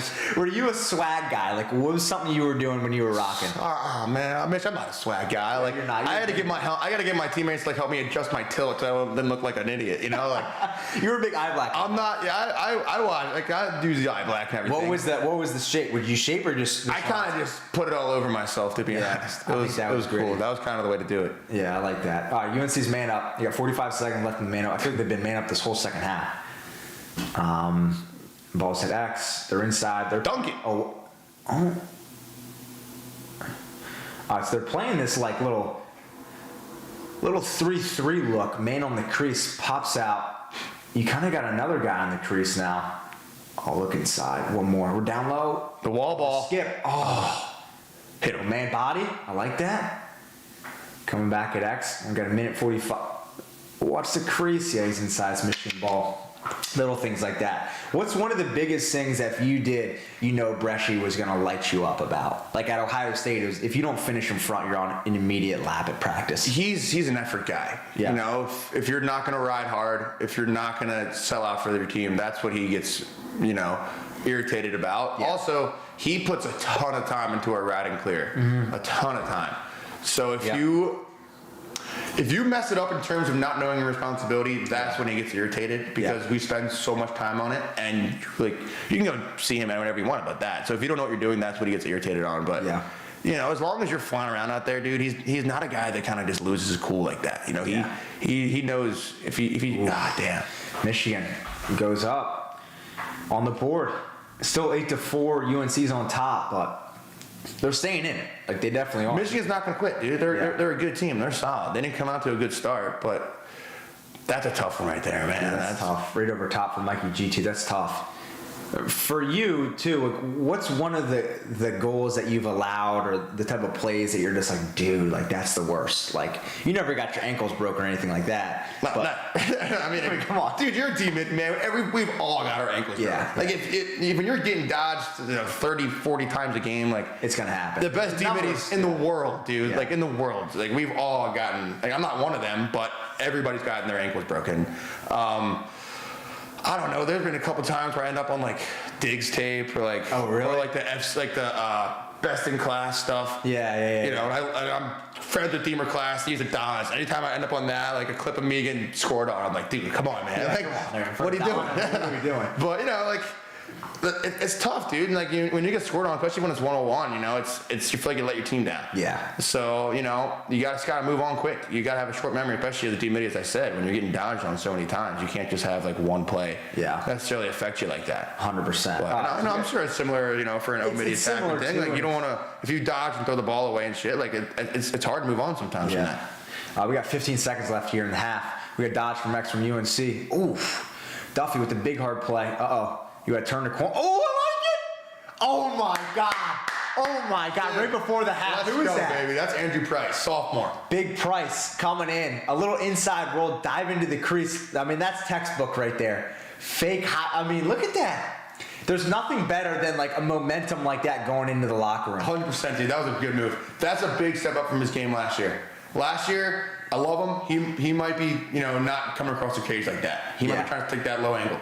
I like that. There we go. Avery Gaming says my swag in college was 7 out of 10. I think that's about right. Yeah, that's about right. 7 out of 10. That's about right. But you had like if you compared it, like if we had a D-Midi channel, like I would say 10 out of 10. Like, do you have like the flow and the eye black? Your goal was to look mean. I mean, I had the long hair, the eye black, I guess. But I mean, I was never like a guy who had my elbow pads like all the way up to my like shoulders and stuff. Yeah, like come on. It's like I was never one of those kind of guys. So I'm sure there's dudes who like look cooler than me out there, but that was never my goal. I mean, look at Leif Hager up there, dude. The guy's got black cleats on, wearing his elbow pads at his elbow. Like, what are we doing? Couldn't give a shit how he looks, dude. But I'm sure he's comfortable. 100%. 100%. All right. Well, that's halftime. UNC's up 9-4. I can still see this being a close game. I'm excited for the second half. But as you guys know, we got to get down and dirty. So Dukes, the guy I just talked about, is going to hop on for an interview. Let's do it. Let's get him going real quick. All right. Some of this chat is awesome, dude. You guys are great on the chat. The chat's the best part. All right, so we got Zoom. Here we go. All right, so we'll get this going here in a sec. All right, we got the Zoom. Let's go back to here. Open this up. Is Dukesy on yet?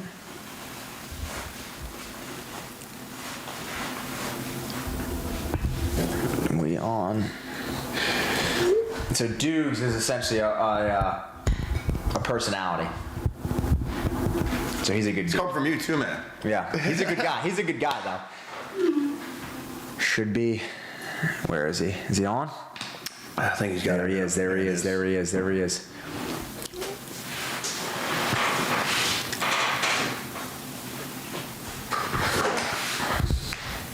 All right, Dukesy. There Hello? he is. There he is. You can't see us, but the fans can see you. Oh, we nice. doing, Cool. Dr. Dukes?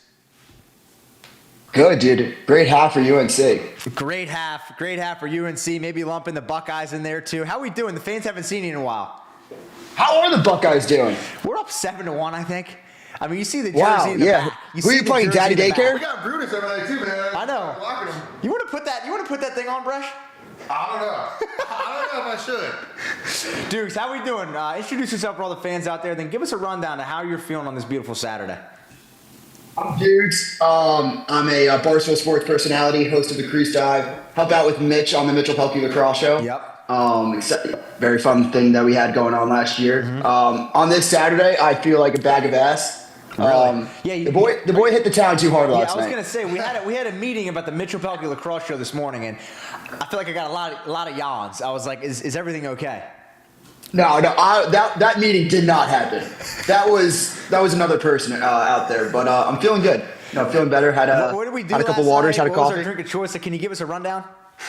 Yeah, I had Bud Lights, Montauk's, and a martini, I think, was mixed in there. They And we were always watching say Dayton basketball that broke my heart, so I was just drinking my sorrows away. Okay, well, there you go. As far as this Saturday, let's dive right into all the games, and then let's circle back to the UNC Michigan game itself. We had Nesty Betts on here earlier. I'm going to tell you his picks, then I want you to give us your reaction. He said Monmouth will wax Manhattan. The game is tied 7-7, about to enter the fourth quarter. I think he said UMass would only lose by at least 4. They're down by 3 right now. I know you're heavy on Providence. We'll get back to that. And then he said St. John's would wax America's team, NJIT. And he also said NJIT, you can't have back-to-back America's team seasons. Do you agree with that? Do you agree with that? Okay. Like, I think maybe America's team might be Providence. Okay, so let's just dive right into that. I saw the take. What's the bit with Providence? Why do you like them so? They got Bell, they got Benson. Talk to us. I have friends that went there, not even lacrosse players, just that go there. My sisters went there, so I've always liked the school. Yep. Always kept my eyes on it. I think they kind of got fucked by COVID. Gabrielle's here. They were undefeated, then they had a bunch of kids transfer out. He gets fired. I know you're a Bobby Benson guy. I think he's one of the best coaches in the country. This is the first year with a full recruiting class. Coaches in the country. Right. People don't know. Offensive, he was at Maryland, won the national championship. He was at Hopkins for all those successful years. So I think people just see him as at a non-traditional school and kind of forget about his name. But he's developing a true team out there. It's a sleeping giant. Like in my opinion, like is it an Ohio State or a UNC? Like no, you're not going to match up with the recruits that are going to go there. But could they be that second or third team in the Big East that like mixes in a tournament appearance? Yeah, I'm not even saying they're like a lock to make the tournament this year, but like I do think this is potentially the year before the year. I think that like makes sense. Could they like get the automatic bid for the Big East? I totally think that's a possibility. They blew a huge lead to Georgetown last year in the Big East semifinals. Probably like could have punched their ticket last year. Yeah. No, it's interesting. But I have like 6 teams this year. I have 6 teams I'm keeping my eye on. Oh, hit us. I have Providence. Yep. It's Denver. Yep. UNC is one of them. Okay. Damn right. UNC is one of them. I was very out on UNC. Very out. Now I'm all in. I think Owen Duffy could win the tour, Tom. I'm glad you're back in. Yeah. I'm in and out like every year of teams. And then who is the other teams? The Ohio State Buckeyes. I'm in on Georgetown. Okay. So this is the year for Georgetown in my opinion. He was probably the farthest guy from in on Georgetown last year. Even potentially, had some words with Coach. And do you want to talk about that? I'm just based on the Tar Heels, man. That's all. Yeah, you're a Tar Heels guy. What with Georgetown? Yeah. Do you want to talk about that? About Warren? Yeah, just about last year and how I said he should be fired. Yeah. And how they always come in with all this hype and they never make the Final Four and they're a complete joke. So that's been your premise on these guys. Why did it change this year?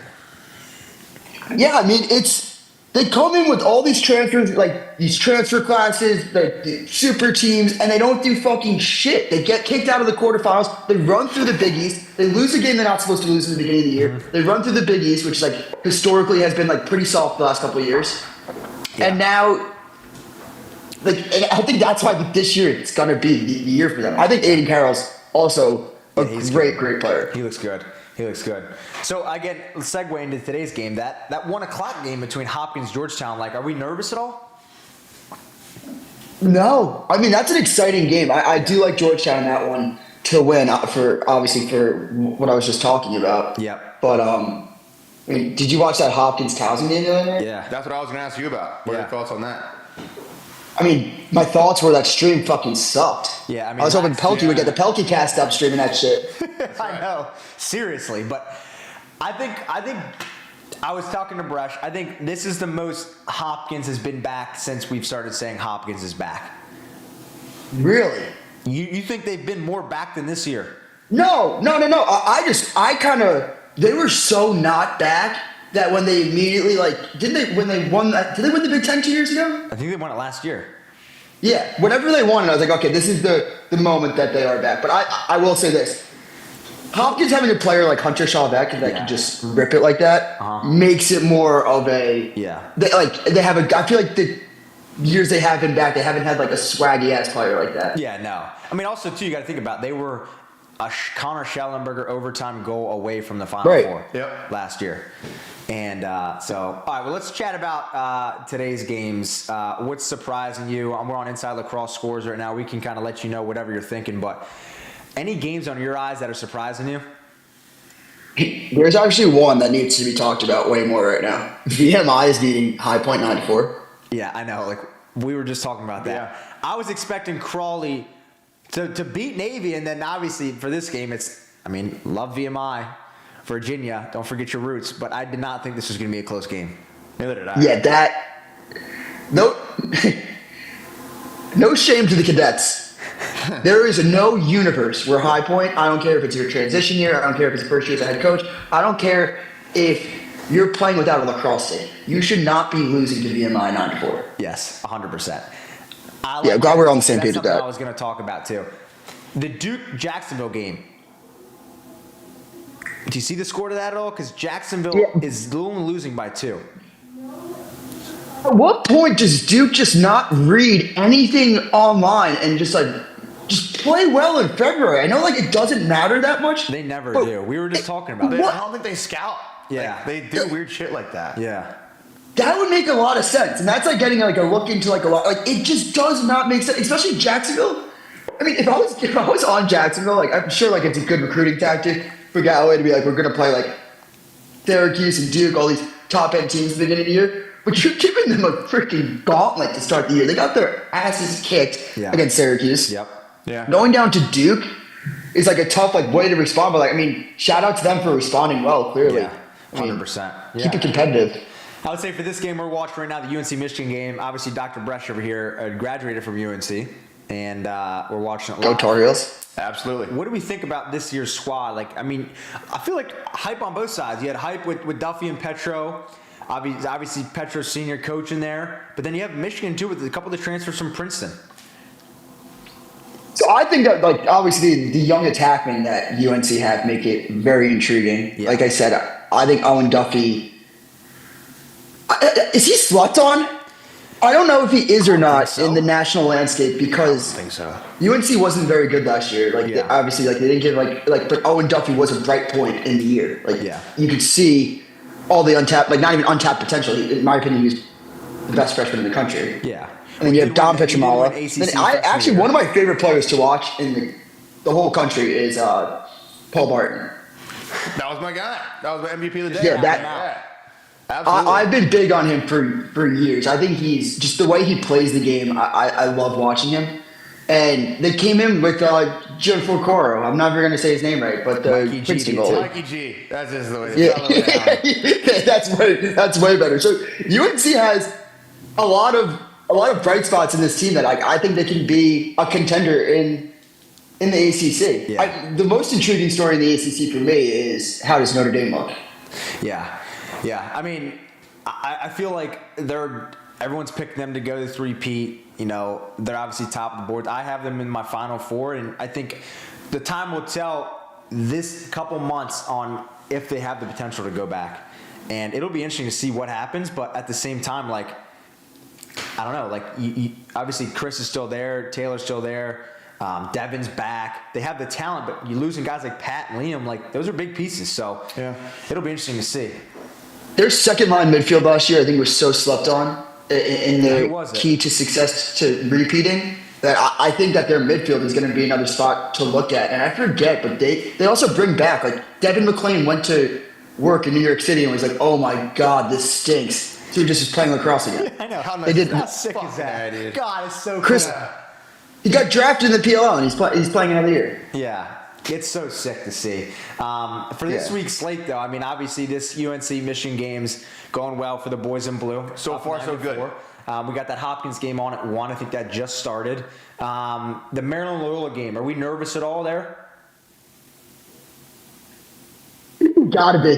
Loyola is like, it's one of those teams you might not even know a player of a name of a player on the team, but just like that unit, Coach Toomey, Yeah. playing in state, Yep. gotta watch out for Loyola anytime you're in Maryland, especially when you have a number 4 in your next to your name. Yep. I think we can kind of wait for the as the fans might say, the Buckeye bashing for the Mitchell Pehlke Lacrosse show. I don't think we need to get into that now because of like you and Nestler already gave What it to happened? me. What happened? He landed. no Nestler good. gave it to me. Wait, like, what happened? What happened? Wait, why would people want to bash Ohio State? Did something happen? Because those teams defined in February. That's really what it is. And they're just a bunch of nice guys. All I'll say about the situation, Mitch, and I won't pound on it too bad. It is, for me, it is hilarious that it happened game 1. See, Like it wasn't like game. I don't know, man. You couldn't even breathe. You couldn't even breathe. Jesus. Now we'll get into more of that on the show. I'm excited to do that. I would say for you, Dukes, are you a betting college lacrosse man? Yeah. Did we lay any bets? We had Nesty bets on here, 11:45, so the fans had 15 minutes to put in their bets. For you, did you put any bets today? We want to hear them, and how are they going? UNC going well. Providence looking fine. Providence money line, and I took Georgetown, and then I took some futures this year. I took UNC over wins. I took Georgetown over wins. Providence over wins. And that just means I'm- above 500. We're not the most betting men here. What? That just means over 500. Yeah, it's like they're all different totals, like 8.5, 7.5. Okay. So it all changes on the number. But I know last year you put a potential to win the national championship future, right? No, it wasn't Yeah. the national championship. It was the PLO championship. Right. And how much score did you put down, and what happened?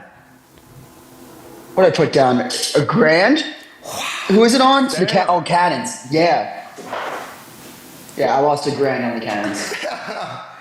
Do we have any futures for college lacrosse? I'm gonna place one on Notre Dame. Can we say how much?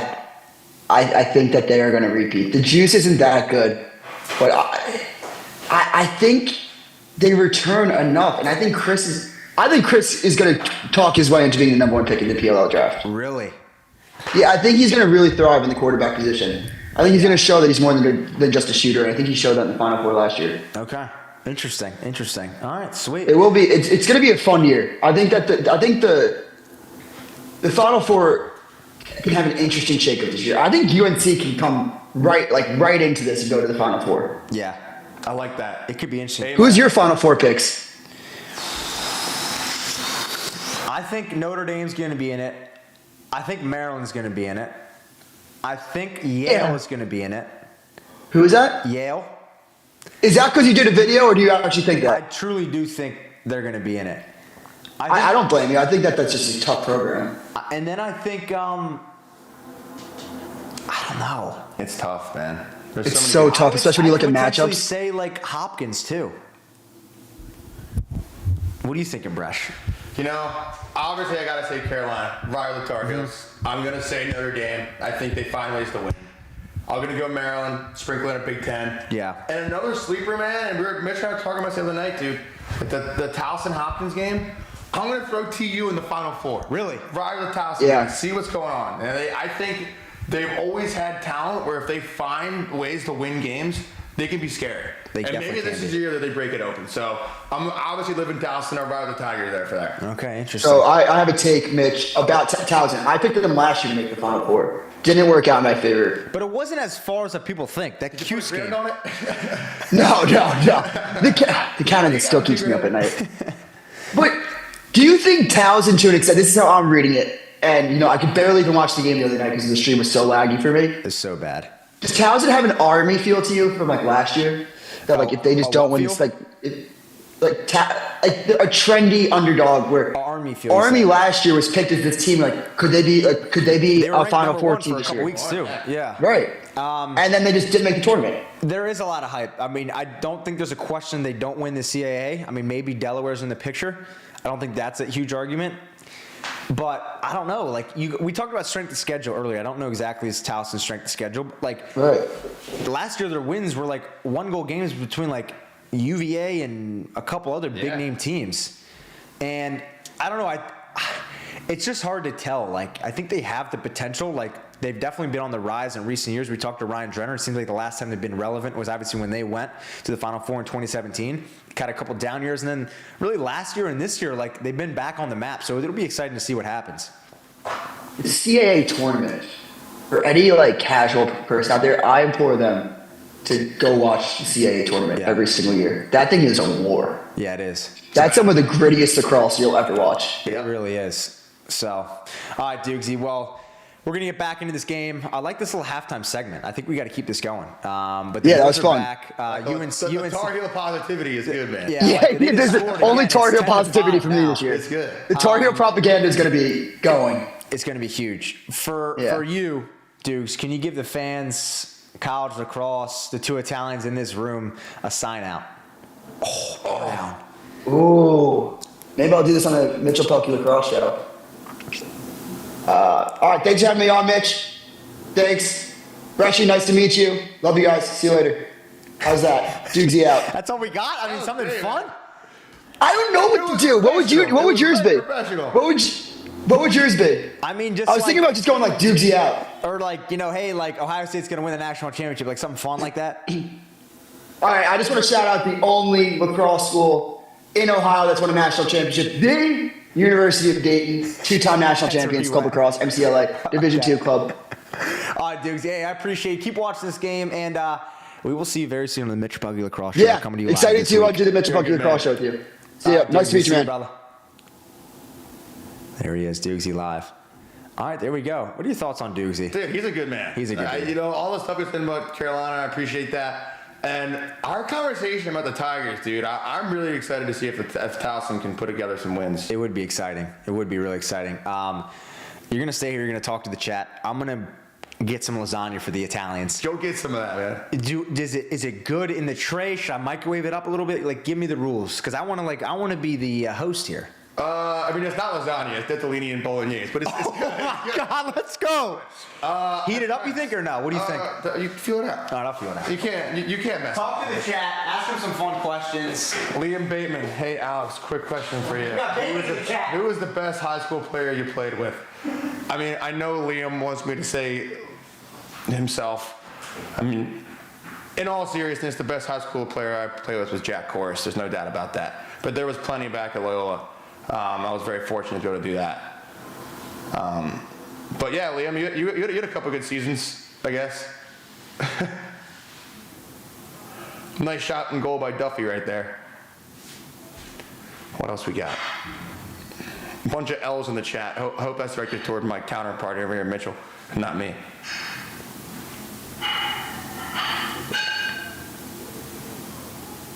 Colin Krieg in the chat. Colin Krieg, best goalie I ever played with. Will my high school team run zone? I'm not running the defense. I'm not sure. We have some really good guys down low, and we're encouraging them to be aggressive right now. So, with a zone defense, you can't really exploit your athleticism. So I don't really see us running a ton of zone, but we'll see how things go. My official visit to Carolina, Liam, you're asking good questions here, man. It was cool, dude. Just because my uncle was obviously the one I was going to visit, and that kind of made it a pretty smooth transition and smooth recruiting trip right there. So it was cool. It almost kind of just felt like I was going to visit family. So I mean, my recruiting story was definitely different than really anybody else, but it was good. What was your recruiting trip like there, Liam? Right down Loyola to Loyola, man. Do I think UNC will win it all? I certainly hope so. I think we have the keys to do it. Certainly have the coaching staff. Certainly have the alumni group to go down there and support them. So I hope the Tar Heels can put it together.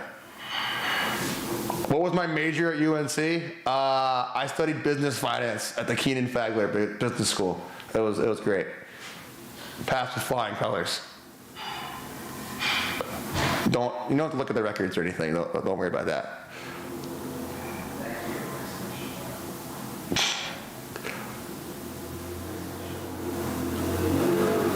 Everybody in the chat has said Michigan was going to dominate the Tar Heels today. I don't know. Looks like the Tar Heels looking pretty good to me. Thoughts on the fellows from upstate? I've had a lot of good friends from upstate. Anytime you get to hang out with guys from upstate in Long Island, it's definitely a pretty cool breed of people. They're proud. They're proud people. They're good stuff. I'm really excited for this tortellini bolognese Mitchell's about to bring down. It's gonna be good. Am I a Costco guy? No, I'm really not, but I've heard great things. One of my best buddies, Lance Tillman, bought an electric bike from Costco when he was going in to get ground beef. So I think it's kind of the place where, you go in for ground beef, you leave with an electric bike. So I'm certainly on board with Costco. Mom goal right there. My thing about this chat right now is I wonder if you guys are actually watching the game or you're just watching me watch the game. It's a good game. Tar Heels looking good. Do Michigan students sit when they pee? That's probably more of a question for Mitchell, to be honest. I'll let an Ohio State man answer that question. Thoughts on Alex Reed? He might be the second best high school lacrosse player I've ever played with. The pulverizer certainly knows how to put some balls in the back of the net. Should Mitch oil up? Hey man, we're both Italian, but I don't know if he's greasing up his hair. I don't know if we're quite on that level. Although I don't really know what Mitch does to his hair. Watching me watch the game, watching both got it. Yeah, I see the Towson. I'm riding with Towson this year, man. I think they're good. I'm not no expert, but I think the Towson Tigers can be really good this year. I'm sure they missed their stud midfielder Alex Reed though. All right. How are we looking? Here we go. Dude, do you oil your hair? People are asking about it. I actually don't put any product in my hair, fellas. Look at that right there. Look at this. All right, give the fans a rundown. What do we got? So we got some bolognese and ditalini. Ditalini is a good little noodle to do bolognese with because they're small, but they got like the little holes in them, so the meat can go right in the hole. Which sounds pretty interesting out of context there, but This is gas. but yeah. Wait, it's so good stuff. is this all Alex Bresci? Is this Mom Bresci? Little combo. It was a little combo. This is gas. It's good stuff, man. We were due. We deserve this. Hey, my cousin Terry. What's up, Terry? Terry, the ledge. Terry's a legend. Jake Pehlke says, can we get the tarps off? If you guys start donating some super chats, we might be doing this stream no shirts. Yeah, that's right. Jake the Tank Pehlke in the chat. You've seen the broski. Dude, You've seen the your brother. brothers are a unit, man. How crazy is it that I'm like 5'9" and he's a big cat? It's kind of one of those things like You see my cousin Terry, dude. he's a big cat. Fucking big cat, dude. Like a 1,000-pound club guy at Loyola. Really? Damn. What are you putting What up? are we these waiting so long to eat this thing, boy? I know, this is good. In high school? Now 1,000 pounds, man. Looks like you're a big weightlifter though. Yeah, I mean, I do like to get after it in the gym for sure. And I think when you're done doing like a D1 sport, you gotta find something else to get into. So I've been kind of into fitness and stuff, but lifeguard in Fenwick Beach this summer. Really? Me and Chase Brody from Loyola University are doing that together. So that gotta be in good shape for that. Which will be fun. When you report for that? Memorial Day. Memorial Day, yeah. Fun. You gonna come down to Ocean City for Memorial Day? We gotta get that going. We're gonna get the championship. We'll be at the championship, but we will be making we might need to do it in real life stream. Yeah. Bresci. I don't know if we want the Lifeguard. cameras for that. Maybe for the OC Classic. Yeah. Join our squad. You got a squad you're playing. Riley's Oyster. Brian McComas puts together a hell of a team. It's fun. There you go. Any good questions while I was on? Oh yeah. Out a couple of my buddies definitely grilling me a little bit. Raw payroll. Who does it say? I got the chat going. Rail payroll. Raw Pable. See, Raw my Pable. dumbass, I thought I just said Paul Rabel. I was like, what's up, Paulie? Yeah, the chat's definitely on fire right now. I had a couple of my boys from Loyola Hey, let's saying go. some funny stuff. All right, mission Shout out to the big Christmas tailgate. You ever been to the big Christmas tailgate? No, what's that? Dude, me and my buddies, man, we put all together a huge tailgate for once a year down at H Lot, right down the road. Wait. Was that for the Ravens game? Yeah. Oh, I was there at the game too. Dude, you gotta drop by next year. How was it? Well, fun. I mean, My mom makes like 1,000 meatballs. Really? It's fun, dude. You gotta get to the big Christmas tailgate next year. I think the biggest aspect,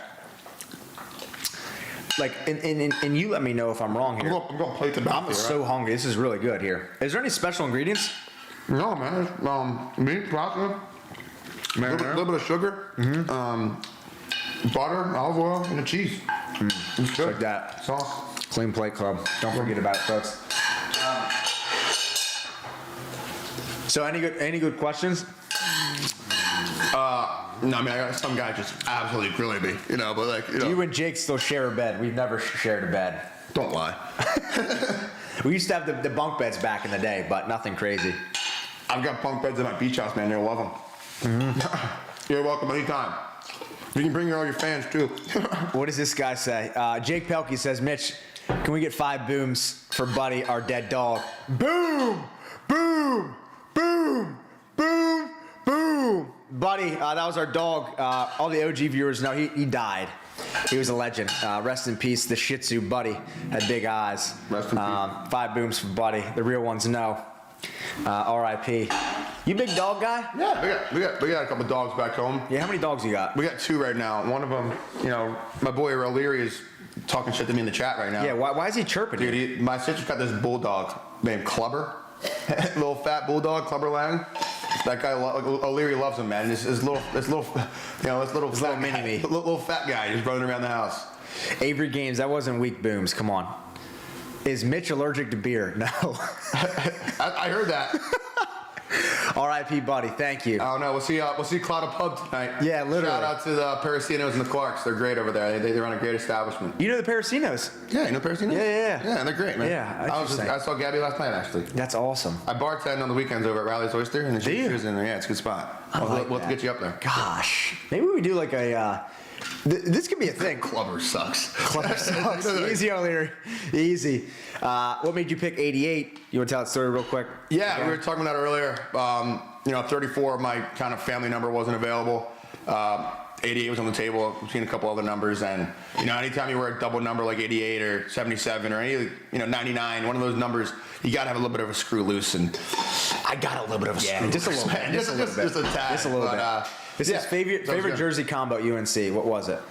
Oh man, there was only one. My sophomore year, we went to Syracuse and we wore black on black. Ooh. I think it was black on black. It was black on. Like, we wore black jerseys. Yeah. And sorry for any Syracuse guys in the chat. We kicked the shit out of them. Really? Oh, dude.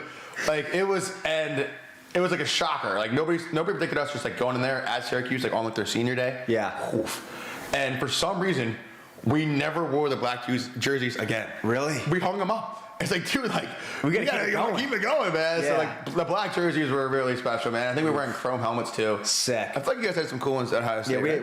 we had sick helmets. Actually, the first time we busted out the all white helmets, we played Michigan in the playoffs, and it was like the first time we lost them.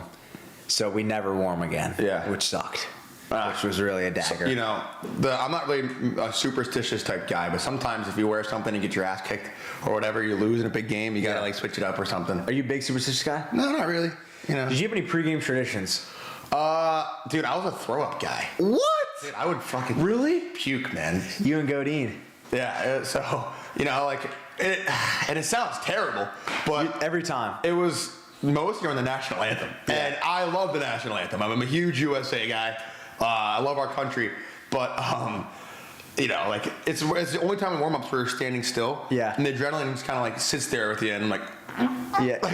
you're getting so juiced up. God. And then so Were you just were you a natural guy, or were you just a guy that loved a little C4, or were you a guy that loved Celsius coffee? I was natural. The occasional like smelling salt. Yeah. Get you fired up. Yeah. How about you? 100%. This is going to sound very soft, and I was going to get clipped, but I listened to John Mayer before my games. You know who that is? John Mayer, yeah. You know who that is? John Mayer? Yeah. Yeah, I know who John Mayer is. He's the lead singer of Dead & Co, man. I love that guy. So yeah, I listened. Go to a Dead & Co. I would be so nervous before every game. I was like, I need to play something. It'd be like John Mayer, Frank Sinatra, just like soothing me out. Dude, I had a couple teammates do that too. Like the Schwartz brothers, they're all about that. Yeah, I think you got to just like Classic even music. it out a little bit. What else you got? You know what a dirty Fozzie is? No, what is that? I don't recommend. That doesn't this sound healthy. I don't recommend this to anybody in the chat. But maybe if you're of age and you can handle it. It's a double rum and coke with a shot of Jägermeister in it. Jesus. Yeah. That sounds like night. Yeah. So don't say you've heard that from me. Yeah. Please do Nick not. Cole, I don't need that on my chat. conscience, but it keeps coming up in the chat. But Yeah, 100%. if you're trying to play the catch-up game. Evergreen Lax says, what are your thoughts on Detroit Mercy? I don't really know. I don't really know too much. We played them every year. It wasn't obviously a close game. Buckeyes played them on Tuesday and they won. But a team from up north, getting it done, spreading the game a little bit. Thoughts on Justin Anasio? Have you ever met Justin Anasio? I don't think I have. He's a Fogo at Ohio State Canadian guy, another raunchy dude. And interesting cat, to say the least. One of the most unique guys. Canadians, dude, they're awesome. Another screw loose guy. Can we get the clip of Mitchell dropping his stick? Why is my brother in the chat just flaming me right now? So fun fact, not too many people know this. We played Penn State. I'm at the top of the box, like clearing the ball. I switched from my right to left hand with my stick drops. Middle of the field. Yeah. I go to pick it up. I get pushed. The ball gets out. Penn State's run with the ball the other way, and they score. And all because I dropped my stick at the middle of the field. So it's very embarrassing. Man, we've all been there. Any embarrassing plays for 8-8? I'm trying to think about it. I'm sure there's been a couple, man. I'll get back to you on that. Yeah. Let me think through a little bit. I'm sure there's been some. Ryan O'Leary calls some you. boneheaded plays. Ryan O'Leary just called you the king of Towson. That's not. How do you feel about that? I've I've heard a lot of people say that. Like, you're the king, you're the mayor of Maryland. I've heard that. It's not true. We definitely have had our fun times throughout Towson, throughout Maryland. But no, I think one of the TU guys definitely has to take that crown. If you could give that crown to someone else, who would it be? Besides Ryan O'Leary himself. Oh, goodness gracious. There's so many fun guys throughout the Towson lacrosse team, Towson area. I'll go with my boy Alex Reed from Towson Lacrosse, man. That Play a little travel ball. That guy does it well, dude. Yeah, he definitely does it well. I like that. We got Nick Cole in the chat. Shout out Stonebridge Lax. Lore Yolo says he is the mayor, or he's my mayor. Oh, interesting. That's a honey in the chat too. I'm your mayor. Hey, let's go. The real mayors of Towson are Billy and Jill Paco on Backyard. Those people freaking run it. 100%. Shout out to the Paco family. They're awesome. I remember when we went down to Chapel Hill and worked out with you guys in a scrimmage. I'm a midfielder from Navy. Who is that? I remember when we went down to Chapel Hill and worked with you guys in a scrimmage. I was a midfielder for Navy. Oh, yeah. That was my freshman or sophomore year. And what happened? Dude, we did not play well, man. Really? But it was a good wake-up call because we were really good that year, and it was our first scrimmage, and we came out and we sucked. Really? And going in the locker room after that game, we had a very stern conversation as a team, and I credit you, man. Thanks for beating us that day. We never would have been the 1 seed without you, brother. That was Michael Foster, if you ever remember that name. You remember that name? Yeah, he ran all over us that day. Yeah. Great guy. UNC. Ryan O'Leary says, in quotations, "I run this town." Alex Reschy. It's okay. I think you can be the mayor. We all have our fun. He runs Bethany Beach. There's no doubt about it. Yeah. You run this, so it's all good. I think it all plays. Can you guys run a camp together? I would come. Come on, man. That would be elite. That would be elite. I feel like I'll bring some food. Bring some food. We'll bring some frog merch. We'll really just get it going. Why is everyone going UNC in the chat now? It's 12-5. I don't know if they're watching the game, man. Yeah, guys. They might just be watching. You're lucky we can't stream the game because we haven't really been talking about the game too much here, to be honest. But it's about to be the end of the third quarter. UNC's up 12-5. This is like not even a ball game right now. If this gets really out of hand, like if UNC goes up some more, we might have to make a pivot into another game because the good thing about the 12 o'clock slot is every game's on at 12, which is also the thing I hate most about the sport of lacrosse is you can really only watch one game when 55 of them are on at the same time. Mitchell, that was a very correct statement, man. 12 o'clock slate, they're all on at 12. They're all on at 12. We can potentially bump to this if this is interesting, this Providence game. Other than that, maybe this Duke game. But again, we don't even know where these games are. Like what channel? Oh, maybe this game, this High Point game. Yeah, whatever you want to do, Mitch. We could pivot. But Hopkins is up 1 right now, 3-2, and Loyola up on Maryland. That's a surprise, crazy. Man. In the second quarter, when Deuce came on and was saying you got to be careful of that game, you were shaking your head, and so was I. I was, dude. Yeah. And I have buddies on Loyola, so I hate to say it, but I thought Maryland was going to steamroll them today. Yes, 100%. But we'll see if they got Mason Cook out of Loyola and Matthew Dixon, maybe some of the Dons can propel them to victory a little bit. I like that. All right, we'll double check this. We'll keep watching this UNC game. Tommy M says, do you like the recruiting process now, not being able to talk to college coaches September 1 year, junior year? For us, it was, unreal. We got recruited the summer going into our 9th grade year. Yeah, it's actually crazy to think back on now. Yeah, are you glad the rule got changed? I am. I think it's better for guys. I think it's when you're 14, 15 years old, I don't think you should be making a decision like that for your future. Yeah. And it's crazy that's what you and I did. And a lot of the guys that we played with growing up, that's what everyone became customary. It's crazy to think about too. Now, like I can't even imagine. I'm seeing 15-year-olds nowadays. I'm like, dude, there's no way that guy right there could make a decision on where he wants to go to college. You got to think about it too. Like we didn't even have our license. No. We hadn't played a single varsity game. Yeah. And we already know where we're going to college. We're going to college, man. It's pretty nuts to think about the old recruiting process. I look at a guy like an O'Neal that was number 1 and probably had the most hype before the rule got changed. Yeah. And, he's literally playing varsity as an 8th grader at Bayshore.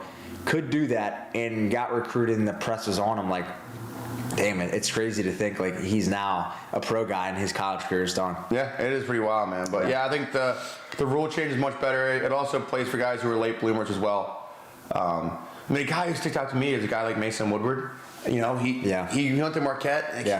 Dominated, started. He was a late bloomer in high school, man. Yeah. He didn't jump off the page at first his freshman, sophomore year, and then all of a sudden he just started dominating the MIAA.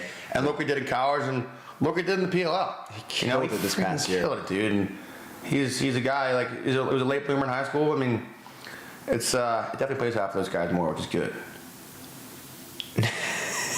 Nate says, can't believe Navy rolled into Chapel Hill and did tricks on it.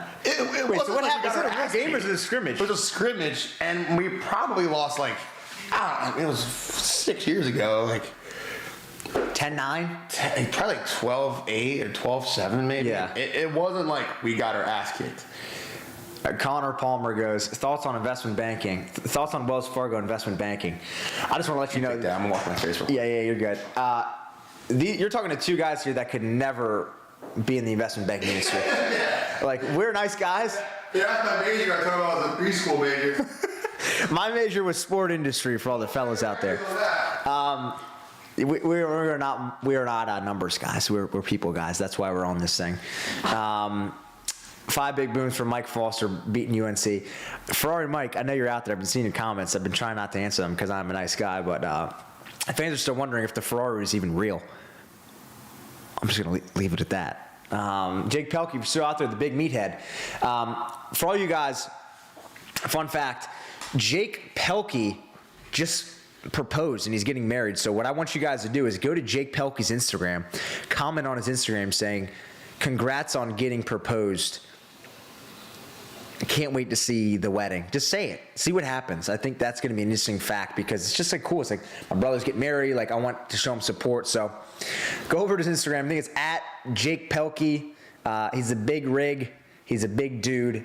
And just give him a shout out. That's all I got to say. He's getting married soon. Clap it up for Tank. UNC looks fantastic. I expected them to win, but not by this much. Michigan doesn't really look that great. And again, I know the Ohio State connection, this and that. But they don't look too good. But Bresh here, he's been killing it. Let us know if you want Bresh to be back on the stream. I think that's been an interesting fact. All right, Michigan still has the ball. Oh, God, it's getting real sloppy here, Bresh. Anybody be me into the chat or what? No, we're getting a couple Ferrari mics. I just told everyone to go to Jake Pehlke's Instagram and comment congrats on proposing. He's getting married soon, so I told all the chat to go to his Instagram. Congrats, Tank. So Congrats, Tank. yeah, 5 big booms for Jake getting married. We'll limit the booms. We'll just say congratulations. Yola says bring him back. You a big boom guy? Not really. Yeah. You a big boom guy? No, I'm not. You a big TikTok guy? I don't have TikTok. I don't need any more social media, man. What do you have right now? That was wow. I'm just an Instagram guy, really. Really? What does Bresci do in his free time? Let's say He misses the golf course, man. I tell you what. How much is your pops? I just read books about, business. I like that. That's all good day. though. I like that. No, dude. I work out a lot, hang out with the family a ton, and I would love to be playing golf right now, but it's just too cold. Got to get the course to thaw. Then we have the Bresci Pehlke Classic. Oh, The Chucky and Alvarez. we need to do like a Kevin and Mick. sandbag invitational. That would be great. Yeah, that'd be great. That would be good. All right, obviously We could do that. It'd be fun. That would be good. Who's a Baltimore born and raised guy that thinks he's good at golf, but he absolutely sucks? Liam Bateman. No hesitation. No, he's actually pretty good. I don't know. Like the thing about golf is, you can't really lie about your game because once you go out there and you start playing, like it's 100%. easily definable if you're bullshitting. Yeah, 100%. And what type of golfer are you? Are you like a locked-in guy, a couple of beers guy, a vibes guy? A little bit of both. I can go either way. But I'm nothing too special. Like by the end of the fall, I was playing a lot and I was getting like high 80s, low 90s. Wow. Which is good. That's good for me. Yeah. I'm sure some people look at that score and laugh, but it's all good. How about you there, Mitch? I'm probably a mid-90s guy, but I only get out like a couple. I'm talking 5 times a year at max. Too busy running Wall Street. Yeah, we're trying. Here, We're trying to do Pehlke cast here. The Octave Cave. This is funny. This is good. I mean, you never really know what to read because you don't know what the ending of it's going to really sound like. I mean, the guy earlier said I'm the offspring of Shrek and Squidward. So, That's heinous. if somebody tops that, Yeah, I know. see. Yeah, we will see. Pasta was elite, though. I really dude, that was good. I needed that. That was good. Yeah, that was good. A little refresh. But for Pehlke cast in the future, chat out there listening, how can we improve? Like, give us some tips, give us some pointers. What do you guys want to see? What do you guys want to do? How do you guys want us to take it? Like, give us some tips. The only bad part is the chat's delayed a little bit, so we got to wait for these questions to roll in. As they roll in, you answer. I got to go to the bathroom. I haven't even gone to the bathroom this whole stream. Hey, man, do what you got to do, right? Exactly. I'll entertain the fans over here. Dude, Avery Gaming, you can have some pasta, man. It's good stuff. It's good for you. Builds, the mental game. Just bring Alex all the episodes. Dude, Lariolo is like the only one out here being nice to me, and I appreciate you. We need a scoreboard on the screen. Okay. I don't know if we can do that legally, but right now the score is 13-5 Carolina. Dom Petramella just stuck one extra man goal, low to low. Great feed by Duffy. That's the second time we've seen Dom do that today. The muscle up competition with Henry. Yes, I'm trying to battle the Schertzinger twins in muscle ups, and I'm definitely losing right now. But I'm trying to get better at it, and we'll see how it goes. The score's 13-5 Carolina, for those who ask. Boys look good. Shoe size, I'm a size 13. I got way too big feet for, like a 5'11" dude. You're a 13 guy? What's your shoe size? I'm a 10. You're 10, all right. 10, yeah. I mean, is that good or bad? I don't know. I wouldn't worry too much about it. No, I don't know Justin, but I hear a lot of great things about Marco him. D, yeah, I think you've said that 19 times. Yeah, there's been a couple of repeats of questions, but we're gonna, Yeah. Dudes are yoked. I hope he's talking about us. Oh, it's got to be us, man. Thoughts on Sabrina Carpenter? Who's that? Is that an actress? No, she's a singer, I believe. I think she's a little blonde girl, dude. She's like 4'11", something. Really? Yeah, she's real small. That's real small. Best lacrosse family from Maryland. Stanwicks, Kellys, etc. That's a good question. I mean, I don't think you can beat the Stanwicks. The Stanwicks are just such legends, man. Yeah. They are, and they're good people, man. I'm friends with Steele. He gives back to Loyola a lot, and they're definitely really great. I mean, there's so many good families too. It's a good town. It's interesting. I think like the tradition runs so hard. But what is it about guys that grow up in Maryland, go to MIAA school, go to college, and then immediately want to come back to Baltimore and never leave? Is it some sort of tism? Like, is it? It's the generational thing. Really? I think I think it's exactly what it is. Yeah. Like your grandfather, your father did it. That you want to do that for your family one day, which is special, man. And he just brought the Kellys. Like I grew up with Jake and Daniel. Mm-hmm. My dad grew up with Brian. Yep. And my grandfather grew up with Big Frank. It's so like funny. it's this generational thing of families and. We go to polar opposite school, like not polar opposite, but like rival schools, and still we were best friends to this day. Yeah. And the fun thing about the MIA is like, you're friends, 6 days out of the week. When it's game day, dude, we're going at each other. Yeah. We really did. It was fun. So the other dudes could talk some shit too. Yeah. Jake and Dan were pretty good. Yeah. What was? Poor guy. This guy looks real banged up. I think he might have got one to the nuts. Didn't wear the cup. You a cup guy? Oh, he's throwing the helmet. Were you a I cup was guy? not a cup guy. I feel like you had to be a cup guy. I was a cup guy. I don't know, maybe this isn't a nut, dude. Maybe he did something bad. Like the way the teammates are kind of huddled around him. Yeah.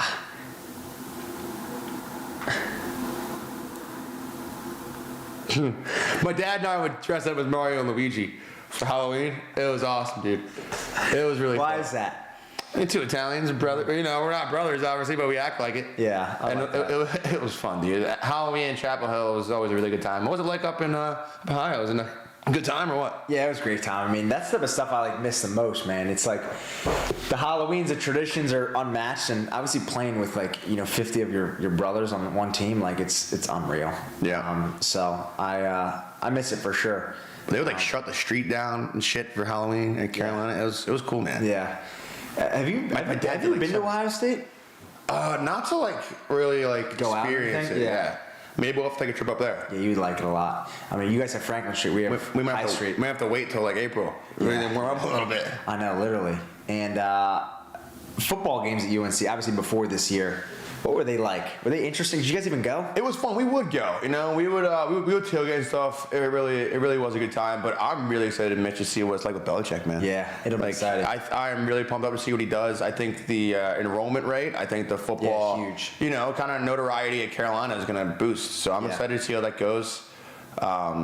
And the basketball game was really fun too. Yeah. You know, like that whole scene was great, especially when we were good. Yeah. Like it was good. I'm sure it's a similar scene for Ohio State. Man, the football game's had to be crazy for that, right? Huge. I mean, it's like NFL style football, and especially this year. I mean, I wish I was there this year. Winning the national championship would have been so sick. Yeah, how about that? Congratulations. So sick. I know. You know, I had to get some gear and everything, so we're locked and loaded there. Nate Hammond says, "Tip, shirtless car wash stream." Yeah. Yeah, you guys have to pay some big coin for that. Yep. I don't know about that one. Yeah, that's a little heinous. Well, you know, maybe we'll put on the Brutus helmets back there and wash some cars. I'll get our mascot's name is Ramses. Maybe I'll get like a Ramses. That's his name? Ramsey. Ramsey the Ram? Yeah, he's cool, man. All right, Michigan's on the board. Is this the first goal of the second half for them? Yeah, they're not doing a whole lot. And he's giving the signal we got to go, but I don't know. 7 goals, it's a lot to make up here. There's definitely a lot to make up. Let's see what the other scores are doing, because depending on timing, we could hop to another game to watch the ending there. What are the games you wanted to see? Will Ferrell's hair. Yo, Brash, trying to hit Chipotle later? Dude, relax. Will Ferrell's hair, man. I would love to get Chipotle with you, dude. If I just hadn't stuffed my face with so much freaking pasta and meat.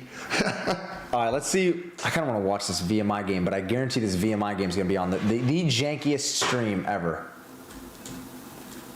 This is hard typing here, fellas. Which do you think it's even watchable? I don't know, man. May have to go to like a little Stream East action or something. It's not even watchable, I think. Like, you might have a better idea to go like High Point's website or something. I don't know. Live now. Sports. I don't know if it's clickable. Schedule. No stream. Nice. Sport of lacrosse. I mean, come on. All right, what else we got? Can't watch the VMI game. The 11-10. Where's that? Duke's pulling away. All I'm saying, the High Point VMI 11-10. I know, that would be big. Try to get your mic here. No, it's good. That's in the third quarter, though. Nothing's really coming down to the line. This is still interesting here. It's about to be halftime, and Loyola is up against Maryland by 1. Interesting. Well, Army absolutely waxed UMass, and these games don't look too out of hand. What about this Providence game? Bryant is another team that plays freaking hard, dude. Like a military style. Yeah. All right, let's check this here. Jeez. Lax schedule. Dude, Raw Pable is still just thinking about this UNC Navy scrimmage. Why can we not watch these games, fellas? Just watch. Did it? I don't know. The watch right there. Does they watch?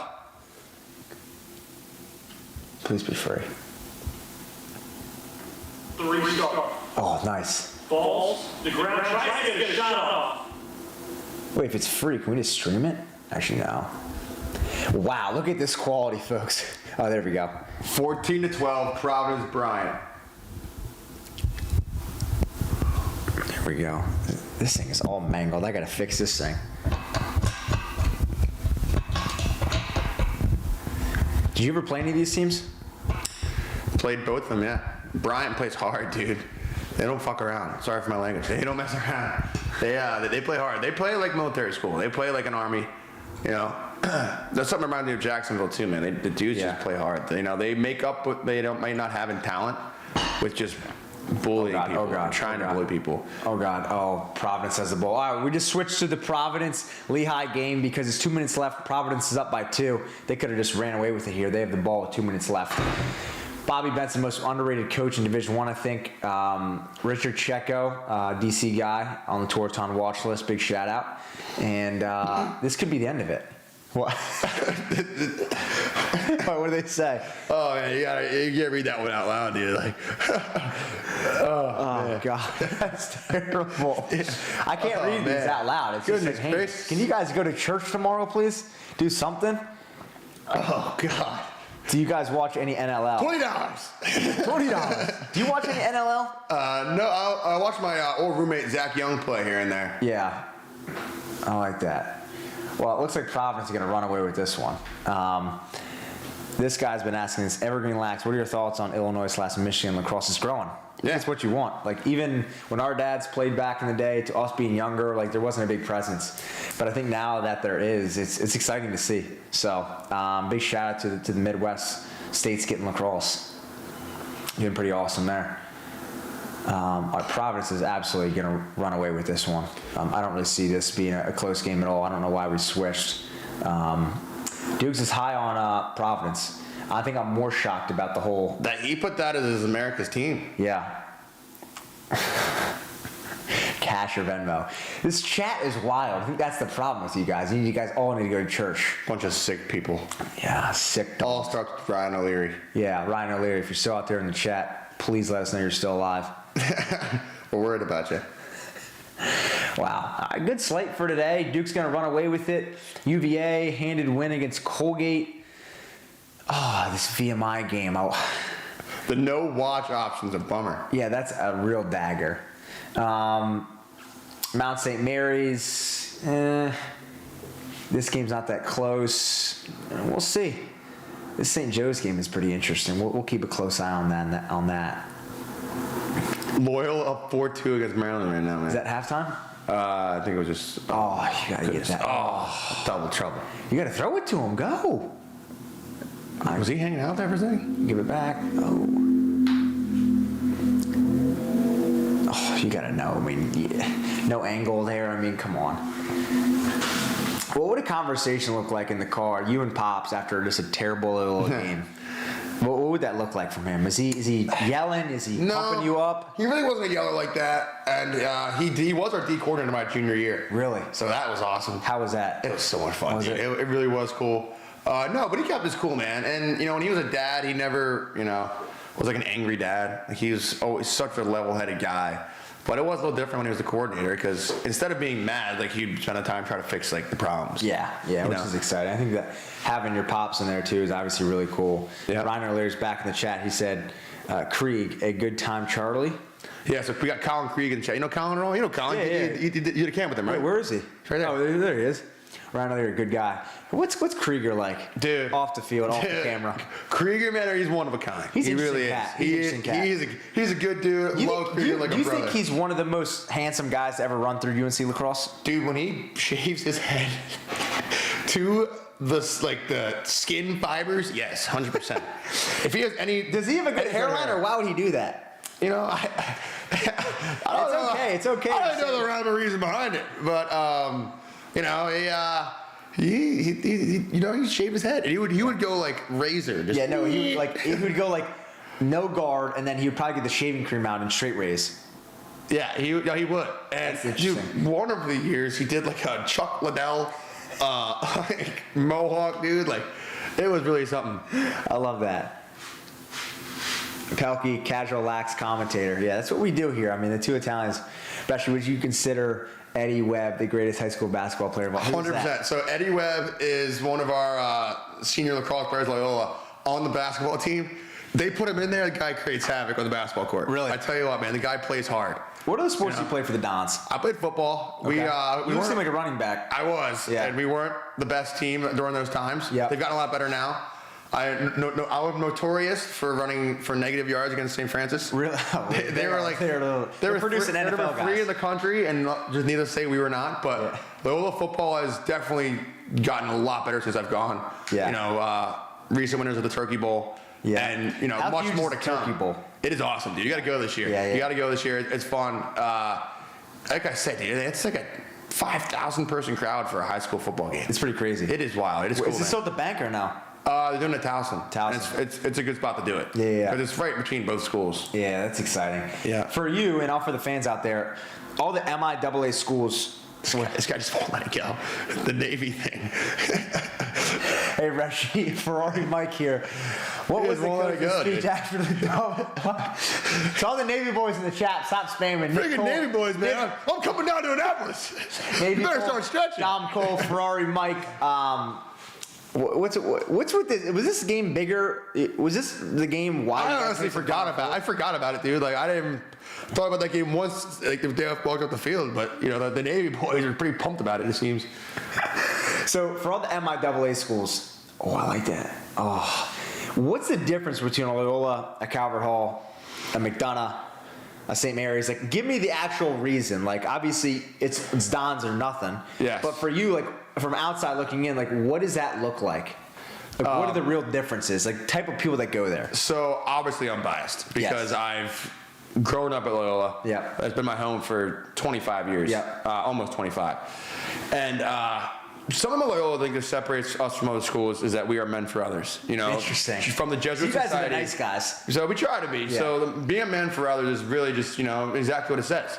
You know, doing what you can to support other people. Yeah. Being a good man, being a man of character is more important than any, you know, lacrosse achievement, sport achievement, or grade you could possibly get. Yeah. You know, being a good man of character is what we're trying to produce at Loyola Blakefield. Yeah. That's what we're known for. So I think that's one of the many reasons that, you know, separates Loyola from other schools. Not saying that other schools aren't great, but that's the reason why I think Loyola is the top tier Catholic private high school, really in the entire country. So, you know, but there's a lot. So obviously, you know, you're talking to Alex Bresci here. Like, I'm going to be biased. Yeah. But that's kind of my spiel on that.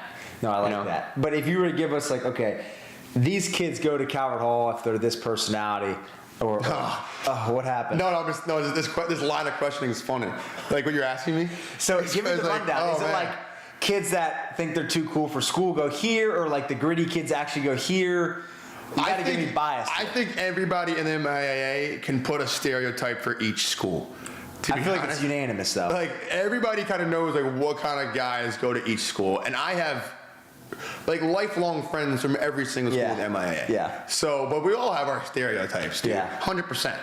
I don't know if I really want to go on record stating them, to be honest. Like, Oh, is that bad? because, you know, a lot of people know where I live, so like, I know, you know. But I think that we all have great qualities in every MIAA school, but we're all known for, you know, certain things we do. Like, you know, like Loyola, we pray before every game, you know, like, you know, and that's we would take that on our chest. We love that, but that's maybe something we're stereotypical in being like the Catholic boys. I don't know, but you know, it's a lot of fun, dude. It really is. And man. Colin Krieg just says Dons are cheeks. The Dons are not cheeks, Krieg, and you know that. All Where right? did he go again? Long Island, It was Waterville? War Melville, right? Yeah. Yeah. You ever been there? I haven't. It sucks.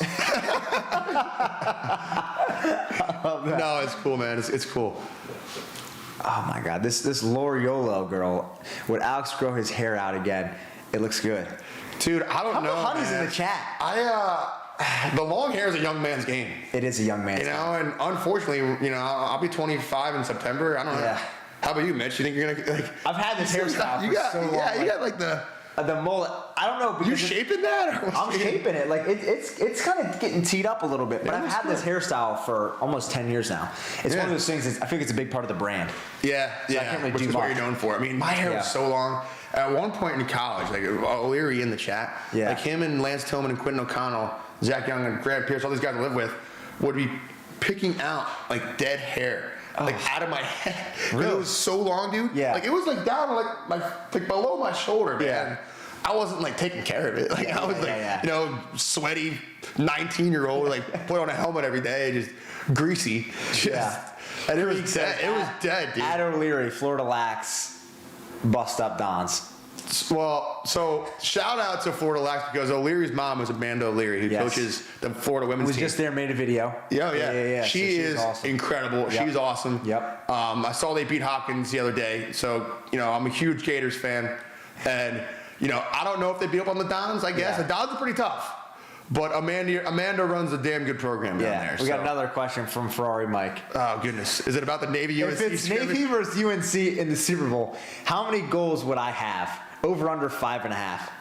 I mean, your name is Ferrari Mike, dude. You gotta have some speed to you. So He doesn't. He's a squid. This guy looks like a squid. all right, I'll take the under, Mike. You're not scoring shit against the Tar Heels, man. Yeah. Sorry, Mike. Please show yourself. You've been on my case all day today. Yeah. Where's your boy Plankton, dude? Yeah, Plankton. He just dipped off the I'm chat. somehow the offspring baby between like Shrek and Squidward over here.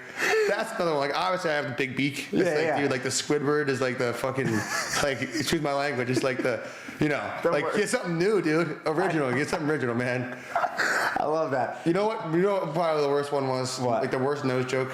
My freshman year at Carolina, my guy Will Perry, who I love, was like, Bresh, you should be the Little Caesars guy for Halloween.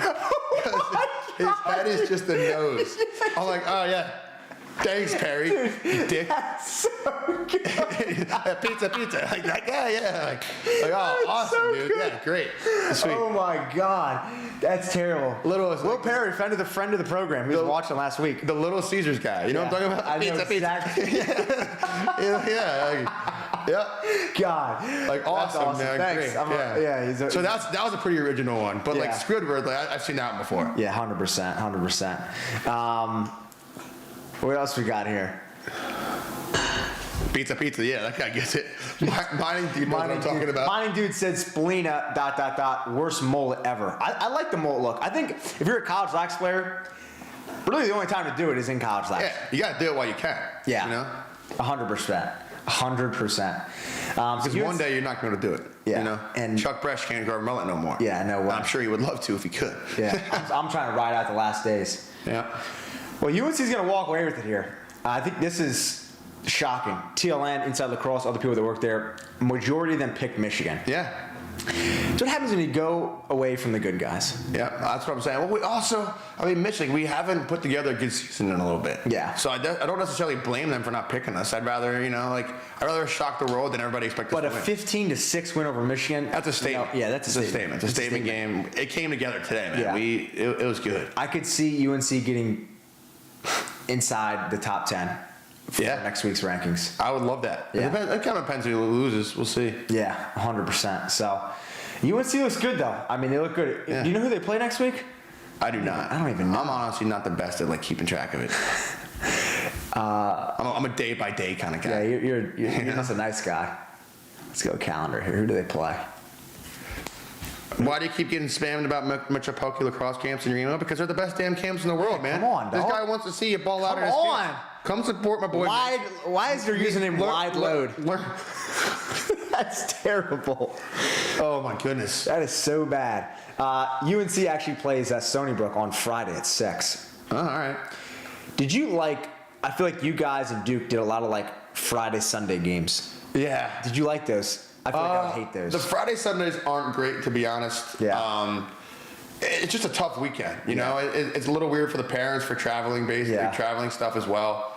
But it prepares you for what you're going to expect later in May. Yeah. So I'm not a complainer. If the coaches say we're playing Friday and Sunday, you're locked in. We're playing Friday and Sunday. I like that. Strap me out. Well, UNC, clap it up for the Tigers. Come on, man. They look good. They look good.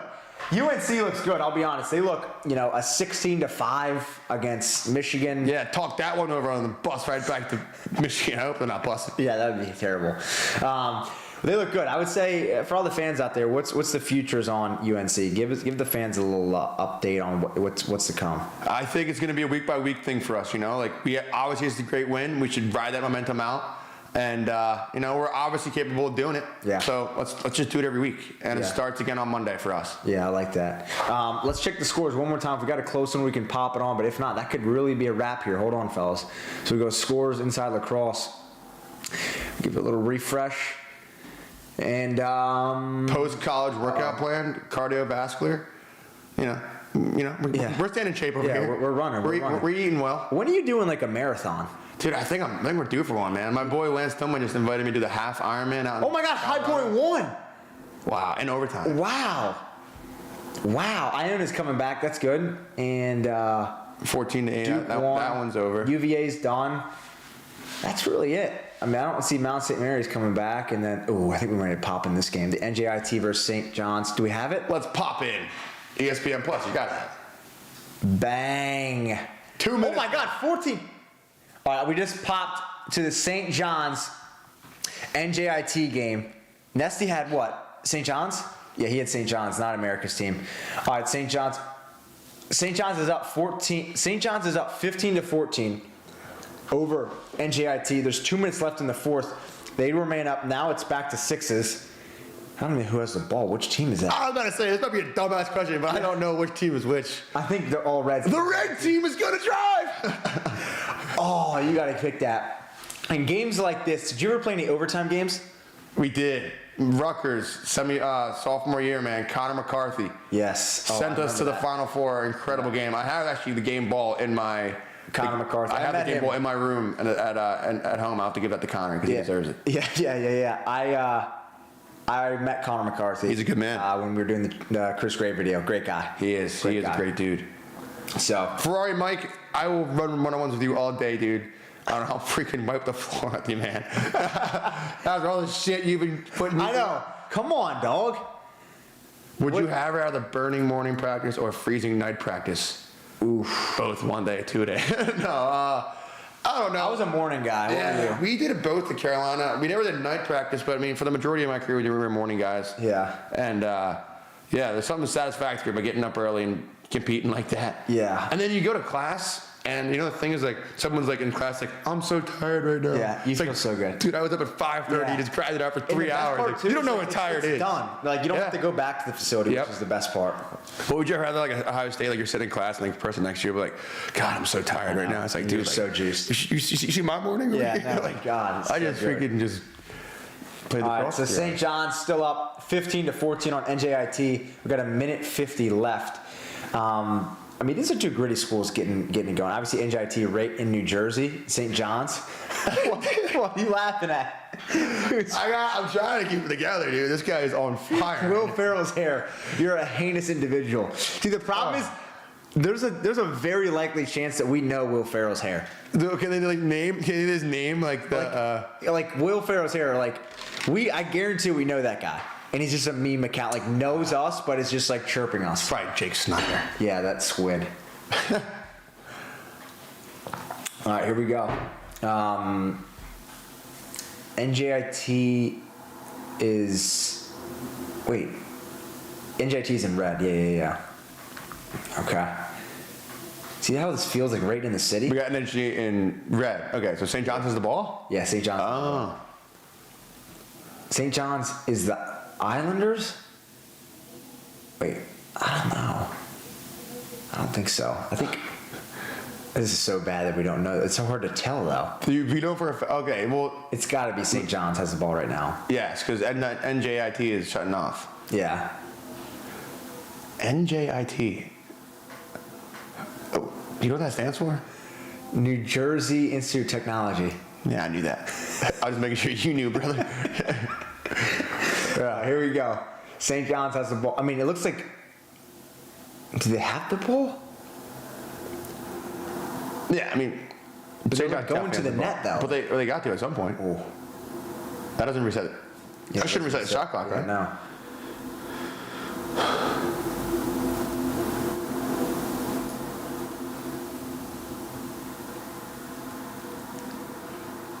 I want to see some overtime here, Mitch.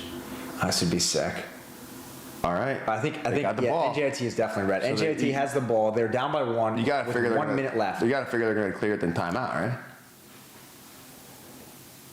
Honestly, if I'm a coach, I'm just letting the boys ride. Letting them play. You're letting them play, 'Cause guys. I think it's more of an advantage for the defense, and they're to call a timeout. Yeah, It's like well- that.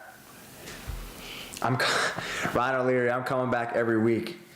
AB's on this. Hey, how's been the experience been? I think the Dude, biggest thing. I've had an incredible experience. You know, first off, the venue, man. It's awesome in here, dude. It's we're in like a great. professional studio right now. It's kind of crazy. It's really cool. We're in Baltimore, Maryland. Doesn't get any better than that. Yeah. And I missed you, man. It's good to see you. I haven't seen Yeah. Freshie It's been maybe a while. since like a winter break in Towson. Yeah, you know, those were always fun nights Yeah, too. yeah. But Chad doesn't know, man. I've known this guy for over 24 years old. Yeah, it's about literally. 24 years, man. It's There used to be like been a while. pictures of us like at Little fellas, dude. Placid Yeah. or like some of these tournaments that our pops played in that we were just young bucks. Just young fellas, man, hanging out. Yeah. Who would have thought we'd make it? Colin Creek says Bresci permanent host. You know, if this guy keeps answering my text back, he's on it. Yeah. But how would you be though if we watched a non? Goes in my spam folder. How would you be if you watched a non UNC game? Like right now? Yeah. I'm having a great time. You'd be like Yeah. Like fair weather fan, right? 100%. Yeah. Okay. I like that. Who is this guy, Raul Pable?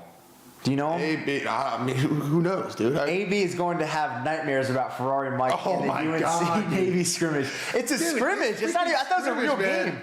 Like, it wasn't. It was a scrimmage, and I don't know, dude. Like, Krieger or O'Leary, help me out here. Like, we lost, but it wasn't like we got our ass kicked, like smoked. We just lost. Yeah. And we shouldn't have lost, and that was about it. But the Navy dudes, too, they're hanging on to it, man. You know why? Why? Because you're the Super Bowl. Yeah. Yeah. But, Nick, you know, Nick Cole, yeah. Dom Cole, Ferrari Mike, like all these squids. I'm just glad Plankton left, dude. Yeah, Plankton was a heinous individual. Bastard. Here we go. NJT's got the ball. They got a minute left. They're down by 1. They're clearing the ball. LSM runs it over the midfield line. They got it. All right, so now NJT successfully has the ball on their side of the field. Colin Creed says, I have nightmares about the UNC Navy scrimmage. I haven't had nightmares about it, but I have a feeling I'm going to. I think we got it wrong, Mitchell. I think St. Joe's is in. Oh, yeah. Oh, man. This is bad. All right, I think that deserves a sign out. So then what was St. Joe's shutting off for? Oh, they called the flag. Yeah, I think that's going game. to seal it. All right, well, as the first, I guess, live stream of your life, the first Pehlke cast, what do you got to say to all the fans out there? I've had an unbelievable day today. What a great time. We enjoyed all the comments, except for some of them that weren't so considerate to me and my friend over here. But thanks for tuning in. This guy's the man. Follow him. Look at his content. He does a great job. Where great can for the the fans lacrosse follow you? community. Alex Presci88 is my Instagram. If you're in Baltimore, come watch Loyola Dons play this spring. And wear an 88 Bresci jersey, maybe. Wear an 88 Bresci jersey. Wear some blue and gold for the Dons if you want. You won't regret it, I promise. 100%. That's going to sign us out. If you guys want AB back on the chat, maybe next week, let us know in the chat. Comment on his Instagram, and we'll see you guys soon. Pehlke cast. Peace. Bang.